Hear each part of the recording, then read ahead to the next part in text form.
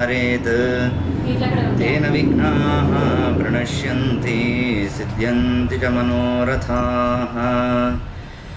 न माधवसमो देवो न च मध्वसमो गुरुः न तद्वाक्यसमं शास्त्रं न च तस्य समः पुमान्। माता च कमलादेवी पिता देवो जनार्दनः बान्धवाः विष्णुभक्ताश्च स्वदेशो भुवनत्रयम्। प्रथमो हनुमान् नाम द्वितीयो भीम एव च पूर्णप्रज्ञतृतीयस्तु भगवत्कार्यसाधकः। पूज्याय राघवेन्द्राय सत्यधर्मरताय च भजतां कल्पवृक्षाय नमतां कामधेनवे। ध्रुवादिध्वान्तरवये वैष्णवेन्दीवरिन्दवे श्रीराघवेन्द्रगुरवे नमो अत्यन्तदयालवे।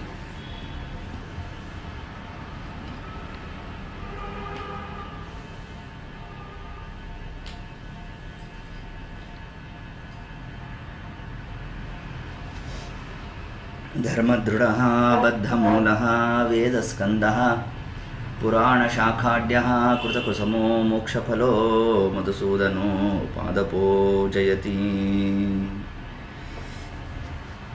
ಶ್ರೀಗುರುಭ್ಯೋ ನಮಃ ಹರಿ ಓಂ. ಯತ್ಕಿಂಚಿತ್ ಪೂರ್ವಕಥಾನುವಾದಃ. ನಿನ್ನೆ ದಿವಸದ ಕಥಾಭಾಗದಲ್ಲಿ ಪ್ರೇತತ್ವದಿಂದ ಜೀವನಿಗೆ ನಿವೃತ್ತಿ ಆಗ್ತಕ್ಕಂತಹ ಕ್ರಮ, ಧರ್ಮೋದಕದಲ್ಲಿ ಯಾವ ವಿಧವಾದಂತಹ ಧರ್ಮದ ಅನುಷ್ಠಾನವನ್ನು ನಾವಲ್ಲಿ ಅನುಸಂಧಾನಪೂರ್ವಕವಾಗಿ ಮಾಡಿರ್ತಕ್ಕಂಥದ್ದು, ಇದಾದ ನಂತರ ಶಿಲಾವಿಸರ್ಜನೆ. ಆ ಶಿಲಾವಿಸರ್ಜನೆ ಆದ ಮೇಲೆ ಮುಂದೆ ಬರ್ತಕ್ಕಂತಹ ಶರೀರವೇ ಯಾತನಾ ಶರೀರ ಅಂತ ತಿಳಿಸುತ್ತೆ. ಈ ಯಾತನಾ ಶರೀರದಲ್ಲಿ ಜೀವ ತಾನು ಯಮ ಮಾರ್ಗವನ್ನು ಪ್ರವೇಶ ಮಾಡಬೇಕು. ಆ ಕಾಲಕ್ಕೆ ಹೇಗಿರುತ್ತೆ ಅಂದರೆ, ತಪಂತೆ ದ್ವಾದಶಾದಿತ್ಯ ಪ್ರಳಯಾಂತೆ ಯಥಾ ಖಗಾ. ಪ್ರಳಯ ಕಾಲದಲ್ಲಿ 12 ಜನ ಸೂರ್ಯರು ಏಕಕಾಲಕ್ಕೆ ತಮ್ಮ ಪ್ರಕಾಶವನ್ನು ಹೊರಹೊಮ್ಮಿಸಿದ್ರೆ ಯಾವ ಒಂದು ತಾಪ ಉಂಟಾಗಬೇಕೋ ಆ ತಾಪ ಯಮಮಾರ್ಗದಲ್ಲಿ ಜೀವನಿಗೆ ಪ್ರಾಪ್ತಿಯಾಗುತ್ತೆ ಅಂತ ತಿಳಿಸ್ತಾ ಇದ್ದಾರೆ. ಯಮಮಾರ್ಗಂ ಮಹಾದುಃಖಪ್ರದಂ ತೇ ಕಥೆಯ ಮಹ್ಯಂ ಮಮ ಭಕ್ತೋಪಿ ತಶ್ರುತ್ವ ತಂ ಭವಿಷ್ಯಸಿ ಕಂಪಿತಃ. ನನ್ನ ಭಕ್ತರಾದವರು ಕೂಡ ಈ ಯಮಮಾರ್ಗದ ನಿರೂಪಣೆಯನ್ನು ಕೇಳೋ ಕಾಲಕ್ಕೆ ಕಂಪಿತಃ ಹೆದರು ನಡುತ್ತಾರಂತೆ ಜೀವರಾಶಿಗೆ. ತನ್ನಿಮಿತ್ತ ಇಲ್ಲಿ ಮಗನಾದವನ ಕರ್ತವ್ಯ ಏನು, ಆ ಯಮಮಾರ್ಗದಲ್ಲಿ ಯಾವ ವಿಧವಾದಂಥ ದುಃಖಾದಿಗಳು ಪ್ರಾಪ್ತಿಯಾಗುತ್ತೆ, ಅದರ ಉಪಶಮನಕ್ಕಾಗಿ ಕರ್ತೃ ಆದವನು ಯಾವ ವಿಧವಾದಂತಹ ಕ್ರಿಯೆಗಳಲ್ಲಿ ತಾನು ತೊಡಗಿರಬೇಕು ಅಂತಂದರೆ, ಇದಕ್ಕೆ ನಮ್ಮಲ್ಲಿ ತಿಳಿಸಿದ್ದು 16 ದಾನಗಳನ್ನು ಕೊಡಬೇಕು ಅಂತ ತಿಳಿಸಿದ್ದಾರೆ. ತಪಂತೆ ದ್ವಾದಶಾದಿತ್ಯ, 12 ಜನ ಸೂರ್ಯರು ತಾಪಮಾನವನ್ನು ತಾವು ತಮ್ಮ ಪ್ರಖರತೆಯನ್ನು ತೋರಿಸ್ತಾ ಇದ್ದಾರೆ ಅಂತಂದರೆ ಇನ್ನೆಷ್ಟು ತಾಪ ಇರಬೇಡ. ಮುಂದೆ ಬರ್ತಕ್ಕಂತಹ ಚೈತ್ರ ಮಾಸ ವೈಶಾಖ ಮಾಸಕ್ಕೆ ಜೀವ ತಡೆಯೋಲ್ವಂತೆ. ಇನ್ನು ಯಮಮಾರ್ಗದಲ್ಲಿ ಅತ್ಯಂತ ದುಃಖಪ್ರದ ಅಂತ ತಿಳಿಸ್ತಾರೆ. ಅದಕ್ಕಾಗಿ ಮಕ್ಕಳಾದವರು ಆ ದಾನವನ್ನು ಕೊಡಬೇಕಾದರೆ ಉದಕುಂಭ ದಾನವನ್ನು ಕೊಡ್ತಕ್ಕಂಥದ್ದು ಯಾಕೆ ಅಂತಂದರೆ, ಹಾಗೆ ನಾವು ವೈಶಾಖ ಮಾಸದ ಮಹಿಮೆಯಲ್ಲಿ ಮಹಾತ್ಮೆಯನ್ನು ಕೇಳಬೇಕಾದ್ರೆ ಉದಕುಂಭ ದಾನವನ್ನು ಮಾಡಬೇಕು ಅಂತ ತಿಳಿಸಿದ್ದಾರೋ, ಅದರ ಫಲ ಏನು ಅಂತಂದರೆ, ಮುಂದೆ ಯಮಮಾರ್ಗವನ್ನು ಅತಿಕ್ರಮ್ಯ ದಾಟ್ಕೊಂಡು ಹೋಗಬೇಕಾದರೆ ಅಲ್ಲಿ ನಮಗೆ ನೀರು ಪ್ರಾಪ್ತಿಯಾಗುತ್ತಂತೆ ನೋಡಿ. ಅದರಂತೆ ಇಲ್ಲಿ ಮಗನಾದವನು ಏತತ್ ಕಾಲದಲ್ಲಿ ಬ್ರಾಹ್ಮಣರನ್ನು ಕರೆದು ತಾನು ಒಂದು ಉದಕುಂಭದಾನ ಅಂದರೆ ಒಂದು ತಮ್ಮಿಗೆಯಲ್ಲಿ ನೀರನ್ನು ಹಾಕ್ತಾ ಒಬ್ಬ ಬ್ರಾಹ್ಮಣನಿಗೆ ದಾನವನ್ನು ಕೊಡ್ತಕ್ಕದ್ದೇನಿದೆ, ಅಲ್ಲಿ ಅವರಿಗೆ ನೀರಡಿಕೆ ಆದಾಗ ಜಲಪ್ರಾಪ್ತಿಯಾಗುತ್ತೆ ಅಂತ ತಿಳಿಸ್ತಾರೆ. ಇನ್ನು ಪಾದರಕ್ಷೆ ದಾನವನ್ನು ಕೊಡಬೇಕು. ಯಾಕಂದರೆ ಬರಿಗಾಲ ನಾವು ಈ ಬಿಸಿಲೇ ತಡೆಯೋಕ್ಕಾಗೋಲ್ಲ, ಬರಿಗಾಲ ನಡಿಲಿಕ್ಕಾಗೋಲ್ಲ. ಇನ್ನು ಅಲ್ಲಿ ಯಮಮಾರ್ಗದಲ್ಲಿ ಇನ್ನೆಷ್ಟು ದುಃಖ ಆಗಬೇಡ, ಅದರ ಉಪಶಮನಕ್ಕಾಗಿ ನಾವು ಪಾದರಕ್ಷೆ ದಾನವನ್ನು ಕೊಡಬೇಕು. ಇನ್ನು 99,000 ಲಕ್ಷ ಯೋಜನ ದೂರದಲ್ಲಿರ್ತಕ್ಕಂಥದ್ದು ಯಾವುದು? ಯಮಪುರ. ಅಲ್ಲಿಗೆ ಜೀವ ತಾನು ನಡ್ಕೊಂಡು ಹೋಗಬೇಕು, ಬಹಳ ತ್ರಾಸಾಗುತ್ತಂತೆ ದೇಹಕ್ಕೆ. ಅದಕ್ಕೆ ಊರುಗೋಲು ದಾನವನ್ನು ಕೊಡಬೇಕಂತೆ, ಇದನ್ನು ತಿಳಿಸ್ತಾರೆ. ಇನ್ನು ಇದಾದ ಮೇಲೆ ವಿಶೇಷವಾಗಿ ಕಾರ್ಪಾಸ ದಾನವನ್ನು ಕೊಡಬೇಕು ಅಂತ ತಿಳಿಸ್ತಾರೆ. ಏನು ಕಾರ್ಪಾಸ ದಾನ ಅಂದರೆ ಏನು ಅಂತಂದರೆ ಬೀಜ ಸಹಿತ ಹತ್ತಿ, ಇಷ್ಟೇ ಮತ್ತೇನೂ ಅಲ್ಲ. ಇವತ್ತು ನಾವು ಗ್ರಂಥಿಗೆ ಅಂಗಡಿಗೆ ಹೋದರೆ ಎಷ್ಟು, 50 ರೂಪಾಯೋ 100 ರೂಪಾಯಿ ಒಂದಿಷ್ಟು ಕೊಡ್ತಾರೆ, ಹೌದಾ? ಅದನ್ನು ತಂದು ಒಬ್ಬ ಬ್ರಾಹ್ಮಣನಿಗೆ ಯಥೇಚ್ಛವಾಗಿ ದಕ್ಷಿಣೆಯನ್ನು ಕೊಡಬೇಕು. ಯಾಕೆಂದರೆ ಆ ಬೀಜಗಳಲ್ಲಿ ನಮ್ಮ ಪಾಪಗಳನ್ನೆಲ್ಲ ಎಳ್ಕೊಂಡು ಬಂದ್ಬಿಡುತ್ತಂತೆ. ಅದನ್ನು ಆ ಬ್ರಾಹ್ಮಣ ತಾನು ಸ್ವೀಕಾರ ಮಾಡಬೇಕಲ್ಲ, ತನ್ನಿಮಿತ್ತ ಅದಕ್ಕೆ ಬೇಕಾದ ಪ್ರಾಯಶ್ಚಿತ್ತವನ್ನು ಮಾಡ್ಕೋಬೇಕು.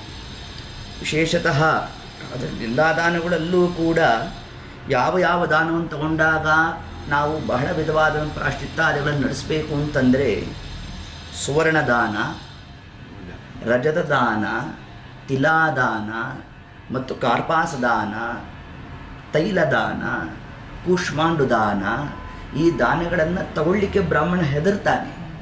ಏಕೆಂದರೆ ಅಷ್ಟು ಪಾಪಗಳು ಎಳ್ಕೊಂಬರುತ್ತಂತೆ. ತನ್ನಿಮಿತ್ತ ಆ ಕಾಲಕ್ಕೆ ವಿಶೇಷವಾಗಿ ಆ ಬ್ರಾಹ್ಮಣ ಅಲ್ಲಿ ಸಂತೃಪ್ತನಾಗುವ ಹಂತಕ್ಕೆ ನಮ್ಮ ಯೋಗ್ಯತಾನುಸಾರ ಒಂದಿಷ್ಟು ದಾನವನ್ನು ಕೊಡಬೇಕು. ದಾನವನ್ನು ಕೊಡಬೇಕಾದ್ರೆ ಶಾಸ್ತ್ರ ಒಂದು ಮಾತನ್ನು ತಿಳಿಸುತ್ತೆ, ನಮ್ಮ ಯೋಗ್ಯತೆಯನ್ನು ಮೀರಿದ ದಾನವನ್ನು ನಾವು ಮಾಡಬಾರ್ದು. ಯೋಗ್ಯತೆಗೆ ಕೆಳಮಟ್ಟದಲ್ಲಿ ನಾವು ದಾನವನ್ನು ಕೊಡ್ತಕ್ಕಂಥದ್ದಲ್ಲ. ಪರಮಾತ್ಮ ಏನು ಶಕ್ತಿ ಕೊಟ್ಟಿದ್ದಾನೋ ಅದಕ್ಕೆ ಅನುಗುಣವಾಗಿ ನಾವು ದಾನವನ್ನು ಮಾಡಬೇಕು ಅಂತ ತಿಳಿಸ್ತಾರೆ.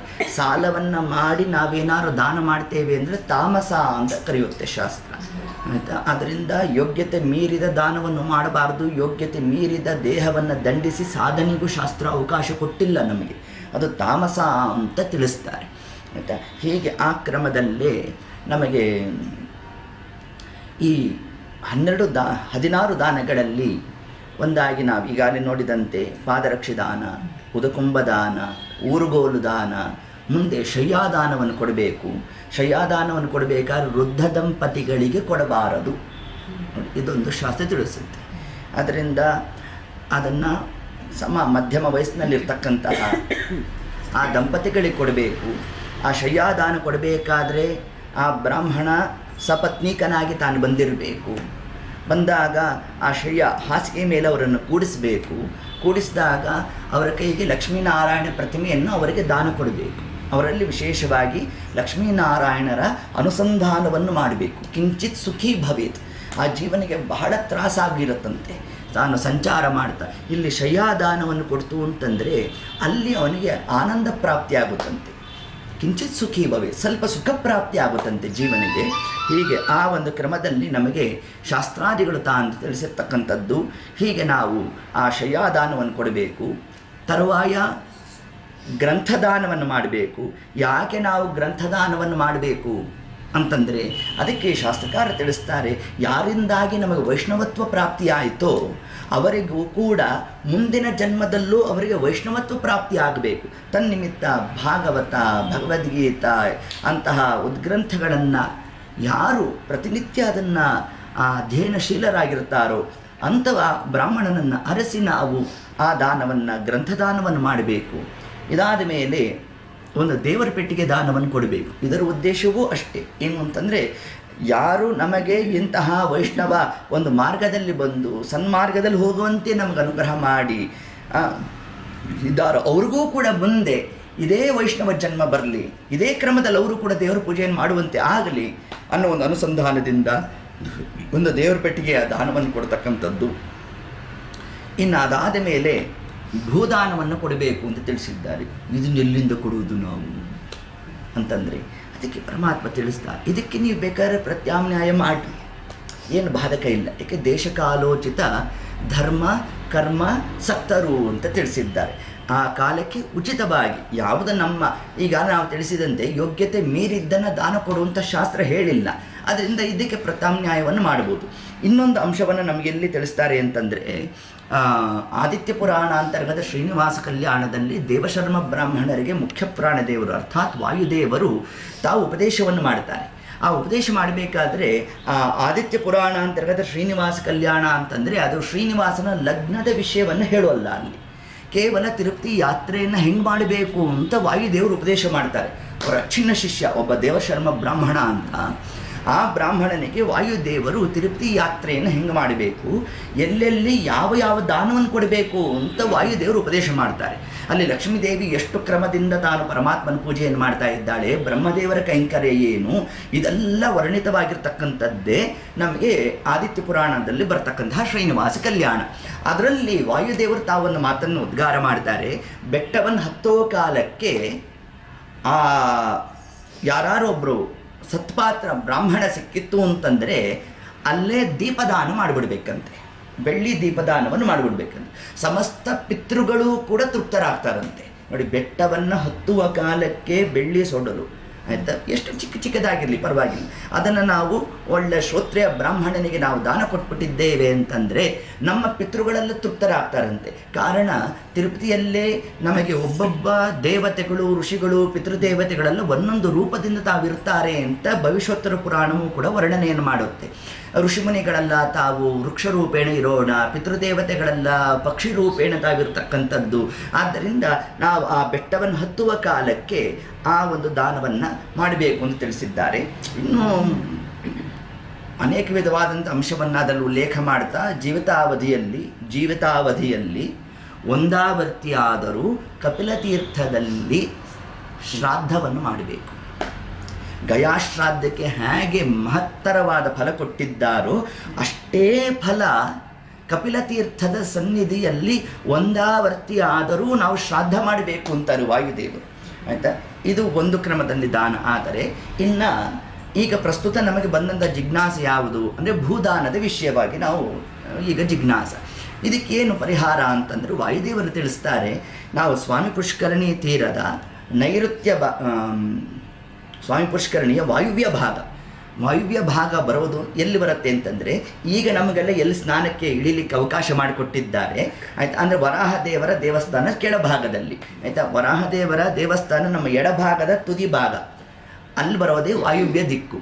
ಆ ವಾಯುವ್ಯ ದಿಕ್ಕಿನಲ್ಲಿ ಇರ್ತಕ್ಕಂತಹ ಪರಮಾತ್ಮನ ರೂಪ ಯಾವುದು ಅಂತಂದರೆ ಜನಾರ್ದನ ರೂಪ. ಆ ಜನಾರ್ದನ ರೂಪ ಅದು ಪಿತೃಲೋಕದಲ್ಲಿರ್ತಕ್ಕಂಥ, ಈಗಾಗಲೇ ನಾವು ನೋಡಿದ್ದೇವೆ ಮೊನ್ನೆ ದಿವಸ, ಹೌದಾ, ಜನಾರ್ದನ ಪ್ರೇರಣೆಯ ಜನಾರ್ದನ ಪ್ರೀತ್ಯರ್ಥಂ, ಹೌದಾ. ಆದ್ದರಿಂದ ಆ ಜನಾರ್ದನ ರೂಪಿಯಾದ ಪರಮಾತ್ಮನ ಸನ್ನಿಧಾನ ಎಲ್ಲಿದೆ ಅಂತಂದರೆ ಸ್ವಾಮಿ ಪುಷ್ಕರಣಿಯ ವಾಯುವ್ಯ ಭಾಗದಲ್ಲಿ ಜನಾರ್ದನ ರೂಪಿಯಾದ ಪರಮಾತ್ಮ ಇದ್ದಾನಂತೆ. ಆದ್ದರಿಂದ ಏತತ್ ಕ್ಷೇತ್ರದ ಬ್ರಾಹ್ಮಣರನ್ನು, ಅಂದರೆ ಅಲ್ಲೇ ವಾಸ ಮಾಡ್ತಕ್ಕಂತಹ ಬ್ರಾಹ್ಮಣರನ್ನು ಯಾರು ಅನುಷ್ಠಾನಪರರಾಗಿರ್ತಾರೋ ಅವರನ್ನು ಆಮಂತ್ರಿಸಬೇಕಂತೆ. ಎಲ್ಲಿಗೆ? ಆ ನೈಋತ್ಯ ಭಾಗಕ್ಕೆ, ವಾಯುವ್ಯ ಭಾಗಕ್ಕೆ ಅವರನ್ನು ಕರೆಸಿ ಅವರಿಗೆ ಒಂದು ಶಾಲಗ್ರಾಮ ದಾನವನ್ನು ಕೊಡಬೇಕಂತೆ. ಒಂದು ಶಾಲಗ್ರಾಮ ದಾನವನ್ನು ನಾವೇನಾದರೂ ಆ ತಿರುಪತಿ ಭೂವೈಕುಂಠ ಕ್ಷೇತ್ರದಲ್ಲಿ ಮಾಡಿದ್ದೇವೆ ಅಂತಂದರೆ ಏನು ಫಲ ಬರುತ್ತೆ ನಮಗೆ ಅಂದರೆ 14 ಲೋಕಗಳನ್ನು ಬ್ರಹ್ಮದೇವರಿಗೆ ದಾನ ಮಾಡಿದರೆ ಏನು ಫಲ ಬರಬೇಕೋ ಅಂತಹ ಫಲ ಒಂದು ಶಾಲಗ್ರಾಮ ದಾನ ಮಾಡಿದಾಗ ಬರುತ್ತೆ ಅಂತಾರೆ ನಮಗೆ. ಹಾಗಾದರೆ ಭೂದಾನ ಸೇರ್ತೋ ಇಲ್ವೋ? ಬ್ರಹ್ಮಾಂಡವೇ ದಾನ ಮಾಡಿದ ಫಲ ಬರುತ್ತೆ ಅಂತಂದರೆ ಹಾಗಾದರೆ ಭೂದಾನ ಅವಶ್ಯ ಬಂತು ಅಂತ ತಿಳಿಸ್ತಾರೆ. ಹೀಗೆ ಆ ಕ್ರಮದಲ್ಲಿ ಜ್ಞಾನ ಪುರಸ್ಸರವಾಗಿ, ಅದರಲ್ಲೂ ವಿಶೇಷವಾಗಿ ಕ್ಷೇತ್ರ ಬ್ರಾಹ್ಮಣರಿಗೆ ಕೊಡಿ ಅಂತ ತಿಳಿಸುತ್ತೆ ಶಾಸ್ತ್ರ ನಮಗೆ. ಹೀಗೆ ಆ ಶಾಲಗ್ರಾಮ ದಾನದಿಂದಾಗಿ ಅದು ಭೂದಾನಕ್ಕೂ ಸಾದೃಶ್ಯ. ಇನ್ನು ಪ್ರತ್ಯಾಮ್ನಾಯವನ್ನೂ ಕೊಟ್ಟು ನಾವು ಅಲ್ಲಿ ಬಂದಿರತಕ್ಕಂತಹ ಬ್ರಾಹ್ಮಣರನ್ನು ಸಂತೃಪ್ತಿಯನ್ನು ಪಡಿಸಬೇಕು. ಇನ್ನು ವಿಶೇಷವಾಗಿ ಅದರಲ್ಲೂ ಕೂಡ ಅಗ್ರಸ್ಥಾನವನ್ನು ಯಾವುದು ಪಡೆದಿದೆ ಅಂತಂದರೆ ಕಿಂಚಿತ್ ಹಿರಣ್ಯ, ಬಂಗಾರದ ದಾನವನ್ನು ಕಿಂಚಿತ್ ಸ್ವಲ್ಪ ಆದರೂ ಮಾಡ್ರಿ ಅಂತ ತಿಳಿಸುತ್ತೆ ಶಾಸ್ತ್ರ. ಮಾಡಲೇಬೇಕು ಅಂತ ಹೇಳುತ್ತೆ ಶಾಸ್ತ್ರ. ಇದು ಕಾರಣ ಏನು ಅಂತಂದರೆ ಇದನ್ನೇ ಮುಂದೆ ನಮಗೆ 7ನೇ ಅಧ್ಯಾಯದಲ್ಲಿ ಬಬ್ರು ವಾಹನ ಪ್ರೇತ ಸಂಸ್ಕಾರ ಮೊನ್ನೆ ದಿವಸ ನಾನು ಏನು ತಿಳಿಸಿದ್ದೆ ಅದರಲ್ಲಿ ಈ ವೃತ್ತಾಂತ ಬರುತ್ತೆ. ಯಾಕೆ ಬಂಗಾರದ ದಾನವನ್ನು ಮಾಡಬೇಕು ಅಂತಂದರೆ ಈ ಹಿಂದೆ ಬಬ್ರುವಾಹನ ಅನ್ನೋ ಒಬ್ಬ ರಾಜ ತಾನೇನು ಮಾಡ್ದ, ತಾನು ಬೇಟೆಗಾಗಿ ಹೋಗಿದ್ದ, ಒಂದು ಪ್ರಾಣಿಯನ್ನು ಬೇಟೆಯಾಡಿದಾಗ ಅದು ಒಂದು ದುರ್ಗಮವಾದ ಒಂದು ಪ್ರದೇಶವನ್ನು ತಾನು ಪ್ರವೇಶಿಸ್ಬಿಡ್ತು. ಅದನ್ನು ಹಿಂಬಾಲಿಸ್ಕೊಂಡು ಈತ ಹೋದಾಗ ಅಲ್ಲೇ ಸ್ವಲ್ಪ ಶ್ರಾಂತನಾದ, ಸುಸ್ತಾಯಿತು ಅವನಿಗೆ. ಸುಸ್ತಾದಾಗ ಏನು ಮಾಡಿದಂತೆ, ಅಲ್ಲೇ ಒಂದು ನದಿ ಅದೇ ಹರಿತಾ ಇತ್ತು, ತಿಳಿಯಾದ ನೀರು, ಜಲಪಾನವನ್ನು ಮಾಡ್ದ. ಒಂದು ವಟವೃಕ್ಷ ಇತ್ತು, ಅಲ್ಲೇ ಮಲಗದ್ನಂತೆ. ಮಲಗಿದ್ರೆ ಆ ವಟವೃಕ್ಷದಲ್ಲಿ ಒಂದು ಬ್ರಹ್ಮಪಿಶಾಚಿ ಇತ್ತಂತೆ. ಅದು ಬಂದೇ ಬಿಡ್ತೀವಿ ಇವನ ಕಣ್ಣು ಮುಂದೆ, ರಾಜನ್ ಅಂತಂತು. ಅಂದಾಗಿ ಇವನು ಕಣ್ಣು ಬಿಟ್ಟು ನೋಡ್ದ, ಕರಾಳ ವಿಕಾರವಾದಂತಹ ರೂಪ ನೋಡಿ ಹೆದರ್ದಂತೆ. ತ್ರಸ್ತ ಹೃದಯ ಹೆದರು ನಡುಗಿದ್ರೂ ಕೂಡ ರಾಜ ನೋಡ್ರಿ ಸ್ವಲ್ಪ ಮನಸ್ಸನ್ನು ಸ್ವಾಸ್ಥ್ಯಕ್ಕೆ ತಂದುಕೊಂಡಂತೆ. ಯಾರು ನೀನು ಅಂತ ಪ್ರಶ್ನೆ ಮಾಡಿದ. ಆಗ ಪಿಶಾಚಿ ಹೇಳ್ತಂತೆ, ಬಲ ರಾಜನ್ ಅಂತಂತೆ. ಯಾಕೆ ಬಲ ಅಂದಿ ಅಂತಂದಂತೆ. ನನ್ನನ್ನು ನೋಡಿದ ಮೇಲೂ ಮಾತಾಡ್ದವನು ಅಂದರೆ ನೀನೇ ಮೊದಲಿಗ ಅಂತಂತೆ. ಈಗ ನಾನು ನೋಡ್ತಾ ಇದ್ದಂತೆ ಎಲ್ಲರೂ ಕೂಡ ಮೃತರಾಗೋರು, ಅವರನ್ನೇ ಭಕ್ಷಣೆ ಮಾಡಿಬಿಡ್ತಿದ್ದೆ ನಾನು. ಅದನ್ನು ನನ್ನನ್ನು ನೋಡಿದ ಮೇಲೂ ಮಾತಾಡೋದ್ರಲ್ಲಿ ನೀನೇ ಮೊದಲಿಗ ಅಂತಂತೆ. ಸರಿ, ಇದೆಲ್ಲ ಹೌದು, ನೀನು ಯಾಕೆ ಬಂದೆ, ನನ್ನಿಂದ ಏನಾಗಬೇಕು ಅದನ್ನು ಹೇಳು ಅಂತೆಲ್ಲ ಹೇಳಿದಾಗ ಆಗ ಆ ಪಿಶಾಚಿ ಹೇಳ್ತಂತೆ, ನೋಡು, ನಾನು 1000 ವರ್ಷದಿಂದ ಇಲ್ಲಿ ಪಿಶಾಚಿಯಾಗಿ ಇದೇ ವೃಕ್ಷದಲ್ಲಿ ಇದ್ದೇನೆ ನಾನು. ಎಂತಹ ನೋಡು, ನೀನು ಬಂದೆ, ಶ್ರಮ ಆಗಿತ್ತು, ತಿಳಿಯಾದ ನೀರನ್ನು ನೀನು ಪಾನ ಮಾಡಿದೆ. ನನ್ನ ಅವಸ್ಥೆ ಏನು ಗೊತ್ತೇನು, ಇದುವರೆಗೂ ಆ ಜಲಸ್ಪರ್ಶ ಮಾಡಲಿಕ್ಕಾಗಿಲ್ಲ ನನಗೆ. ಪಿಶಾಚಿಗಳಿಗೆ ಜಲಸ್ಪರ್ಶ ಇಲ್ಲ, ಭೂಸ್ಪರ್ಶ ಇಲ್ಲ, ಜಲಸ್ಪರ್ಶ ಇಲ್ಲ. ಸರಿ, ನೀನು ಯಾವ ಜಲವನ್ನು ಪಾನ ಮಾಡಬೇಕು ಹಾಗಾದರೆ ಅಂತ ರಾಜ ಪ್ರಶ್ನೆ ಮಾಡಿದ್ರೆ, ರಜಸ್ವಲೆ ಸ್ತ್ರೀ ತಾನು ಸ್ನಾನ ಮಾಡಿದ ನೀರನ್ನು ಪಾನ ಮಾಡಬೇಕಂತ. ಅದೇ ಪಿಶಾಚಿ ಜನ್ಮ ಅಂದರೆ ಎಂತಹ ದುಃಖಪ್ರದ ನೋಡ್ರಿ. ಅದು ಎಲ್ಲ ಏನೋ ಸಂಸಾರದ ದುಃಖ ಅಂತ ಅಂದ್ಕೊಂಡು ದೇಹತ್ಯಾಗವನ್ನು ಮಾಡಿಬಿಡ್ತಾರೆ. ಮುಂದೆ ಅವರಿಗೆ ಪಿಶಾಚಿ ಜನ್ಮ ಬಂದು ಹೋಗುತ್ತೆ. ಆ ಪಿಶಾಚಿ ಜನ್ಮದಲ್ಲಿ ನೋಡ್ರಿ ಇಂತಿಂತಹ ಈ ಒಂದು ಕಾರ್ಯಾದಿಗಳನ್ನು ನಡೀತಾ ಇರಬೇಕು. ಆದ್ದರಿಂದ ನಾನು ಹೀಗಿದೆ ಕ್ರಮ ನನಗೆ, ತನ್ನಿಮಿತ್ತ ನೀನು ನನ್ನನ್ನು ಈ ಒಂದು ದುಃಖದಿಂದ ಪಾರು ಮಾಡಬೇಕು ಅಂದ. ರಾಜ ಕೇಳಿದಂತೆ, ನನಗೂ ನಿನಗೂ ಏನು ಸಂಬಂಧ, ನಾನು ಯಾಕೆ ನಿನ್ನನ್ನು ಇದರಿಂದ ಪಾರು ಮಾಡಬೇಕು ಅಂತ ಹಿಂಗೆ ಪ್ರಶ್ನೆ ಮಾಡಿದಾಗ ಆಗ ಆ ಪಿಶಾಚಿ ಹೇಳ್ತಂತೆ, ರಾಜನ್, ನೀನೇನು ಈ ಪ್ರಶ್ನೆ ಮಾಡಿದ್ಯಲ್ಲಪ್ಪ, ನೀನು ಯಾಕೆ ಮಾಡಬೇಕು ಅಂತ, ಈ ಪಿತೃಕಾರ್ಯಕ್ಕೆ ಯಾರ್ಯಾರು ಅಧಿಕಾರಿಗಳು ಅನ್ನೋದನ್ನು ಹೇಳ್ತೀನಿ ಕೇಳು ಅಂತಂತೆ ಪಿಶಾಚಿ. ಮೊಟ್ಟ ಮೊದಲನೇದಾಗಿ ಮಗನಾದವನು ಅಧಿಕಾರಿ ಅದಕ್ಕೆ ಪಿತೃಕಾರ್ಯಕ್ಕೆ. ಆಗ ಬಪುರುವಾಹನ ಕೇಳಿದ, ಮಗ ಇಲ್ಲ ಅಂದರೆ ಏನು ಅಂತಂದ. ದೌಹಿತ್ರ ಸಂತಾನ, ಹೆಣ್ಣುಮಗಳು ಅಧಿಕಾರಿಯಾಗ್ತಾಳೆ, ಅಳಿಯನಾದವನು ನಿಂತು ಮಾಡಲಿಕ್ಕೆ. ಅವರಿಗೆ ಸಂತಾನನೇ ಇಲ್ಲ ಅಂದರೆ ಏನು? ಸಂತಾನ ಇಲ್ಲ ಅಂದರೆ ಸಗೋತ್ರದವರು ಮಾಡಬೇಕಂತೆ. ಅಣ್ಣ ತಮ್ಮಂದರು ಮಕ್ಕಳು, ಚಿಕ್ಕಪ್ಪಂದರು, ಅವ್ರ ಮಕ್ಕಳು ಯಾರಿದ್ರೂ ಕೂಡ ಅವರು ಮಾಡಬೇಕು ಅಂತ ತಿಳಿಸಿ. ಸರಿ, ಆಗ ಬಪುರುವಾಹನ ಕೇಳಿದ, ಅಕಸ್ಮಾತಾಗಿ ಅವರೂ ಇಲ್ಲ ಅಂದರೆ ಏನು ಮಾಡಬೇಕು ಅಂತಂದ. ದೂರದ ಬಂಧು ಬಾಂಧವರು ಯಾರಿದ್ದಾರಲ್ಲಪ್ಪ ಅವರು ಮಾಡಬೇಕು ಅಂತ. ಇಲ್ಲ, ಇವನು ಯಾವುದೋ ದೇಶಾಂತರ ಹೋಗಿದ್ದ, ಇವನಿಗೆ ಬಂಧು ಬಾಂಧವರೂ ಕೂಡ ಇಲ್ಲ, ಆಗ ಯಾರು ಮಾಡಬೇಕು? ಒಬ್ಬ ಸಖನಾದವನು ಮಾಡಬೇಕಂತೆ, ಒಬ್ಬ ಸ್ನೇಹಿತ ಮಾಡಬೇಕಂತೆ ನೋಡ್ರಿ. ಇಲ್ಲ, ಇವನು ಗುರುಸ್ಥಾನದಲ್ಲಿದ್ದಾನೆ ಅಂತಂದರೆ ಅವನ ಶಿಷ್ಯನಾದವನು ಮಾಡಬೇಕಂತೆ ಕಾರ್ಯವನ್ನು. ಅದಕ್ಕೆ ನೋಡಿ, ನಾವು ತರ್ಪಣ ಕೊಡಬೇಕಾದ್ರೆ ನಾವೇನು ಮಾಡ್ತೀವಿ, ನಮಗೆ ಯಾರ್ಯಾರು ಬ್ರಹ್ಮೋಪದೇಶಕ್ಕೆ ಕೂತಂತಹ, ಉಪನಯನಕ್ಕೆ ಕೂತಂತಹ ಆಚಾರ್ಯರಿಂದ ಹಿಡಿದು ಅವರು ಬದುಕಿಲ್ಲ ಅಂದರೆ ಅವ್ರಿಗೆ ನಾವು ತರ್ಪಣಾದಿಗಳನ್ನು ಕೊಡ್ತೇವೆ, ಹೌದಾ? ಅದರಂತೆ ಶಿಷ್ಯನಾದವನು ಆ ಗುರುಗಳ ಶ್ರಾದ್ದವನ್ನು ಮಾಡಬೇಕಪ್ಪ ಅಂತ ತಿಳಿಸ್ತಂತೆ. ಸರಿ, ಅವನು ಗುರು ಆಗಿಲ್ಲ, ಅವನ ಶಿಷ್ಯರಾರು ಇಲ್ಲ, ಮತ್ತು ಅವನಿಗೆ ಸಖನೂ ಇಲ್ಲ, ಸ್ನೇಹಿತನೂ ಇಲ್ಲ, ಆಗೇನು ಮಾಡಬೇಕು ಅಂತಂದರೆ ಸರ್ವೇ ಭಾವಾಹ ಪುರೋಹಿತಾಹ, ಒಬ್ಬ ಪುರೋಹಿತನಾದವನ ಕರ್ತವ್ಯ ಆಗುತ್ತೆ ಅಂತ ತಿಳಿಸಿದೆ. ಅದು ಹೇಗೆ ಅಂದರೆ, ಈ ವ್ಯಕ್ತಿ ಯಾರು ತಾನಿರ್ತಾನೆ, ಮುಂದೆ ನನ್ನ ಕಾರ್ಯಾದಿಗಳು ನಡೆಯೋಲ್ಲ ಅನ್ನೋದು ಅವನಿಗೇನಾದ್ರು ಗೊತ್ತಾಯಿತು ಅಂತಂದರೆ ತತ್ಕಾಲಕ್ಕೆ ಏನು ಮಾಡಬೇಕಂತೆ, ಒಬ್ಬ ಪುರೋಹಿತರಿಗೆ ಹೇಳಿರಬೇಕಂತೆ, ಸ್ವಾಮಿ ನೋಡ್ರಿ, ಮುಂದೆ ನಾನು ಕಾಲವಾದಾಗ, ಈಗಲೂ ನೋಡಿ ಅನೇಕ ರಾಯರ ಮಠಗಳಲ್ಲಿ ಅನೇಕ ಜನ ಬರೆಸಿರ್ತಾರೆ ಇದನ್ನು, ಸುಮಾರು ನಾವು ನಮ್ಮ ಕಣ್ಣಾರೆ ನೋಡಿಬಿಟ್ಟಿದ್ದೇವೆ. ಮುಂದೆ ಅವ್ರದ್ದು ಮೊದಲನೇ ದಿವಸದ ಕಾರ್ಯದಿಂದ ಇನ್ನು ಆ ಜನ್ಮ ಪರ್ಯಂತರವಾಗಿ ಅಂತ ಮಠದ ಟ್ರಸ್ಟ್ಗೆ ಒಂದಷ್ಟು ಹಣವನ್ನು ಸಂದಾಯ ಮಾಡಿಬಿಡ್ತಾರೆ, ಮಾಡಿ ನೀವು ಮುಂದೆ ನಡೆಸ್ಕೊಂಡು ಹೋಗಬೇಕು ಅಂತ ತಿಳಿಸಿರ್ತಾರೆ. ಆಗೆಲ್ಲ ಜವಾಬ್ದಾರಿ ಯಾರಿಗೆ ಬಂತು? ಮಠದವ್ರಿಗಾಯಿತು. ಅವ್ರು ಮಾಡಲಿ ಬಿಡದೆ ಇವನದಂತೂ ಪಾರಾಗ್ಬಿಡ್ತಾನೆ, ದೋಷ ಅವ್ರಿಗೆ ಬರುತ್ತೆ. ನೋಡಿ, ಇಷ್ಟು ಅಂಶವನ್ನು ನಾವು ತಿಳಿದಿರಬೇಕು. ಅದನ್ನು ತಗೋಬೇಕಾದ್ರೆ ಬಹಳ ಜಾಗರೂಕರಾಗಿ ತಗೋಬೇಕು. ಸುಮ್ಮನೆ ಇವತ್ತು ಬಂತು ಅಂತಲ್ಲ, ಆ ಜನ್ಮ ಪರ್ಯಂತರವಾಗಿ ಹೊಣೆ ಇರುತ್ತೆ ಅದು ನಮಗೆ, ಹೌದು ಇಲ್ವೋ? ಆ ಕ್ರಮದಲ್ಲಿ ಒಬ್ಬ ಪುರೋಹಿತನಾದವನು ತಾನು ಎಂತ ಮಾಡಬೇಕಾಗತ್ತಪ್ಪ? ಸರಿ, ಆ ಪುರೋಹಿತನೇ ಇವನಿಗೆ ಹೇಳಿಲ್ಲ. ಆ ಕಾಲಕ್ಕೆ ಏನಾಗಬೇಕು ಅಂದರೆ ನೃಪಃ, ರಾಜನಾದವನ ಕರ್ತವ್ಯ. ಆದ್ದರಿಂದ ನಾನು ಯಾವ ಕಾಡಿನಲ್ಲಿ ವನಪ್ರದೇಶದಲ್ಲಿದ್ದೇನೋ ಈ ಪ್ರಾಂತ್ಯ ರಾಜನ್ ನಿನಗೆ ಸೇರುತ್ತೆ. ಆದ್ದರಿಂದ ನಾನು ನಿನ್ನ ಪ್ರಜೆಯಾಗಿದ್ದೇನೆ, ನನ್ನ ರಕ್ಷಣೆ ನಿನ್ನ ಹೊಣೆ ಅಂತಂತ ಅಂದಾಗ, ಸರಿ ನಾ ಏನು ಮಾಡಬೇಕು ನಂಗೆ ಗೊತ್ತಿಲ್ವಲ್ಲ ಅಂತಂದ ಒಬ್ಬರು. ಅದಕ್ಕೆ ಚಿಂತೆ ಬೇಡ, ನಾನು ಹೇಳ್ತೇನೆ ಅಂತಂದೆ ಪಿಶಾಚಿ. ಆಗ ಬಬ್ರುವಾಹನ ರಾಜ ಅನ್ನಂತೆ, ಅಲ್ಲ ನೀನು ಹೇಳಿ ಕೇಳಿ ಒಂದು ಪಿಶಾಚಿ, ನೀನು ಧರ್ಮ ಹೇಳೋದು ಅಂದ್ರೇನು, ಅದನ್ನು ನಾನು ಕೇಳೋದು ಅಂದ್ರೇನು, ಅದು ಯಥಾವತ್ತ ನೀನು ಹೇಳ್ತಿದ್ಯಾ ಅನ್ನೋದಕ್ಕೇನು, ಅದಕ್ಕೆ ಮಾನದಂಡ ಏನು, ಪ್ರಮಾಣ ಏನು? ಅದರಿಂದ ನಿನ್ನ ಮಾತನ್ನು ಅಂಗೀಕರಿಸ್ಲಿಕ್ಕೆ ಬರೋಲ್ಲ ಅಂತಂದರೆ ಆಗ ಪಿಶಾಚಿ ಹೇಳ್ತಂತೆ, ಹೌದು ನೋಡು, ನನಗೆ ಅದ್ಯಾಪಿ ಪಿಶಾಚಿ ಜನ್ಮ ಬಂದಿದೆ, ಆದರೂ ಕೂಡ ಹಿಂದಿನ ಜನ್ಮದ ನನ್ನ ಧರ್ಮ ಏನಿತ್ತು ಆ ಧರ್ಮದ ರಕ್ಷಣೆಯಿಂದಾಗಿ ಪಿಶಾಚಿ ಜನ್ಮ ಬಂದರೂ ಕೂಡ ನನಗೆ ಆ ಹಿಂದಿನ ಜ್ಞಾನಕ್ಕೆ ತಿರೋಧಾನ ಆಗಿಲ್ಲ, ಮರುವಿಕೆ ಬಂದಿಲ್ಲ ನನಗೆ ಅಂತ ಹೀಗೆ ತಿಳಿಸು. ಸರಿ, ಏನು ಆ ವಿಷಯ ಅಂತಂದರೆ, ಹಿಂದೆ ಆ ಪಿಶಾಚಿ ಧರ್ಮದತ್ತ ಅನ್ನೋ ಒಬ್ಬ ಬ್ರಾಹ್ಮಣನಾಗಿದ್ದಂತೆ. ಭಾರೀ ಧರ್ಮಿಷ್ಠ, ಹೆಸರಿಗೆ ಅನುಗುಣವಾಗಿ ಭಾರೀ ಧರ್ಮ ಕಾರ್ಯವನ್ನು ಮಾಡ್ತಿದ್ದ, ಸಂತಾನ ಇರಲಿಲ್ಲ ಆತನಿಗೆ. ಅದಕ್ಕೆ ಆ ಪಿಶಾಚಿ ಹೇಳ್ತಂತೆ, ನೋಡಿ ಇಂದಿಗೂ ಕೂಡ ನನ್ನ ಎಲುಬುಗಳೆಲ್ಲ ಬಿದ್ದೇ ಇದೆ, ಅದಕ್ಕೆ ಸಂಸ್ಕಾರ ಆಗಿಲ್ಲ, ಅದಕ್ಕಾಗಿ ಈ ಪಿಶಾಚಿ ಜನ್ಮ ನನಗೆ ತನ್ನಿಮಿತ್ತ. ಆದರೆ ಅಂದು ನಾನು ಸಂಪಾದನೆ ಮಾಡಿದ ಜ್ಞಾನ, ಮಾಡಿರ್ತಕ್ಕಂತಹ ಕರ್ಮಾನುಷ್ಠಾನದಿಂದಾಗಿ ಈ ಪಿಶಾಚಿ ಜನ್ಮ ಬಂದರೂ ಕೂಡ ನನಗೆ ಜ್ಞಾನಕ್ಕೆ ತಿರೋಧಾನ ಆಗಿಲ್ಲ, ಆದ್ದರಿಂದ ನಾನು ನಿಮಗೆ ತಿಳಿಸ್ತೇನೆ ಅಂತ ಹೇಳಿದಾಗ, ಆಗ ಬಬ್ರುವಾಹನ ರಾಜ ತಾನು ಹೇಳಿದಂತೆ, ಆಯ್ತು ಆಗ್ಬೋದು, ನೀನು ತಿಳಿಸು ನನಗೆ, ಅದಕ್ಕೆ ಅನುಗುಣವಾಗಿ ನಾನು ಮಾಡ್ತೇನೆ ಅಂತ ತಿಳಿಸಿದಂತೆ. ಆಗ ಪಿಶಾಚಿ ತಿಳಿಸ್ತಂತೆ, ನೋಡು, ಪುನಃ ನಿನ್ನ ರಾಜ್ಯಕ್ಕೆ ನೀನು ಹಿಂದಿರುಗು, ಎಲ್ಲಿ ನದಿ ತೀರ ಇರುತ್ತೋ ಅಲ್ಲೊಂದು ವಿಷ್ಣು ದೇವಾಲಯವನ್ನು ನೀನು ನಿರ್ಮಾಣ ಮಾಡಬೇಕು, ವಿಷ್ಣು ದೇವಸ್ಥಾನವನ್ನು ಸ್ಥಾಪನೆ ಮಾಡು, ಯಾಕೆ ನೀನು ರಾಜ ಇದೆಯಾ, ಆ ಯೋಗ್ಯತೆ ಇದೆ ನಿನಗೆ.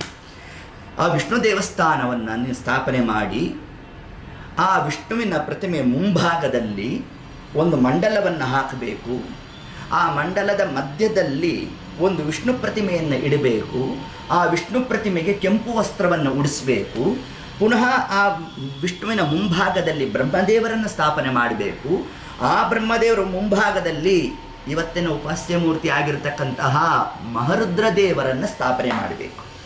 ಆ ರುದ್ರದೇವರನ್ನು ಸ್ಥಾಪನೆ ಮಾಡಿ, ಆ ಯಾವ ಮಂಡಲದ 4 ಮೂಲೆಗಳಲ್ಲಿ 4 ಬಂಗಾರದ ಕೊಡವನ್ನು ಇಡಬೇಕು. ಅವನು ರಾಜ, ಅವನಿಗೆ ಬಂಗಾರದ ಕೊಡ, ನಮಗಾದರೆ ನಾನು ಕೊಡ,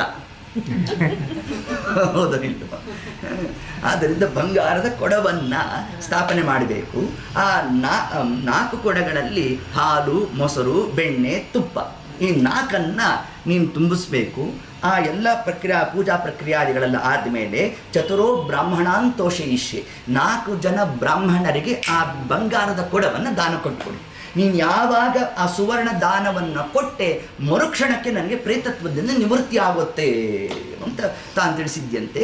ಅದೇ ನಮ್ಮಲ್ಲಿ ಬಂದದ್ದು ಯಾವುದು, ನಾರಾಯಣ ಬಲಿ ಅಂತ ನಾವೇನಂತೇವೆ. ಅದಕ್ಕೆ ನೋಡಿ, ಆ ಗರುಡ ಪುರಾಣವೇ ಇದಕ್ಕೆ ಪ್ರಮಾಣ. ನಾರಾಯಣ ಬಲಿಯನ್ನು ಮಾಡಬೇಕಾದ್ರೆ ಎಲ್ಲಿ ಮಾಡ್ತೇವೆ? ಸಾಮಾನ್ಯವಾಗಿ ನಮ್ಮಲ್ಲಿ ಕ್ರಮ ಎಲ್ಲಿ ಬಂದಿದೆ? ಶ್ರೀರಂಗಪಟ್ಟಣಕ್ಕೆ ಹೋಗಿ ಮಾಡ್ತೇವೆ. ಯಾಕೆ ಶ್ರೀರಂಗಪಟ್ಟಣಕ್ಕೆ ಹೋಗ್ತೇವೆ ಅಂದರೆ, ವಿಷ್ಣು ದೇವಾಲಯ, ನದಿ ತೀರ, ಎರಡೂ ನಮಗೆ ಹೊಂದೋದು ಎಲ್ಲಿ ಅಂದರೆ ಶ್ರೀರಂಗಪಟ್ಟಣ.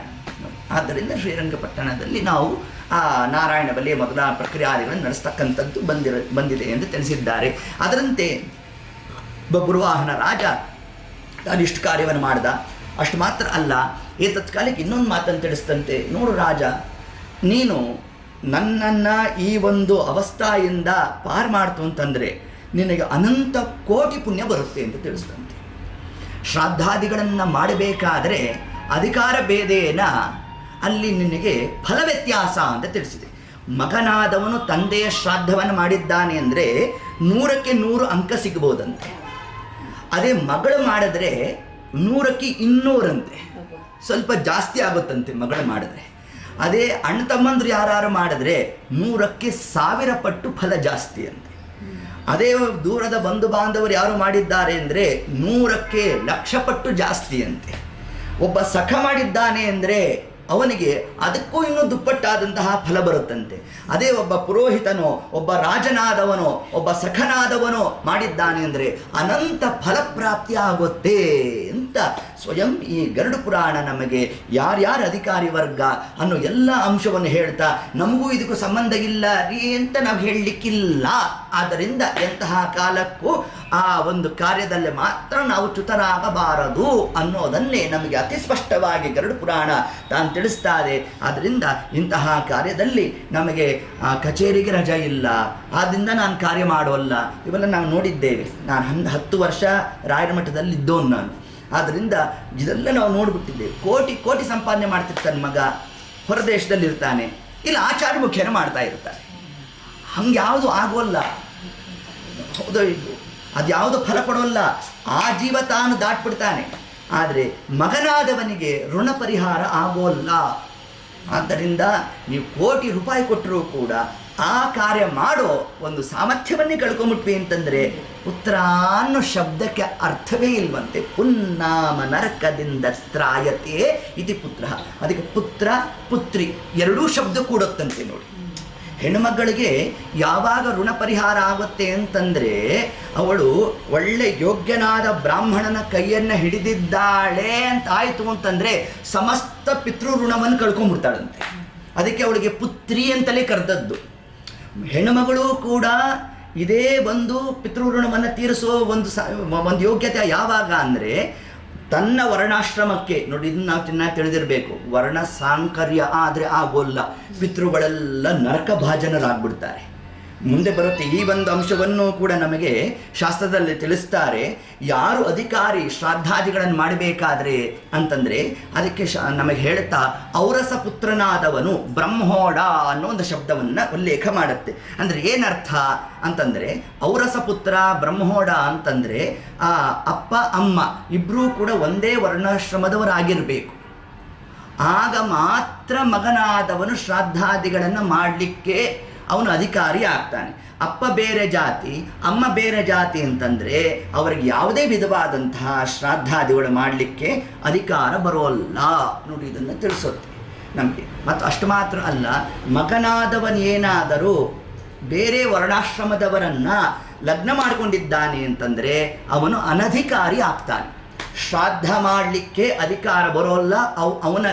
ಅವನನ್ನು ಔರಸ ಪುತ್ರ ಅಂತ ಕರೆಯೋಲ್ಲ ಅಂತ ಹೇಳುತ್ತೆ ಶಾಸ್ತ್ರ.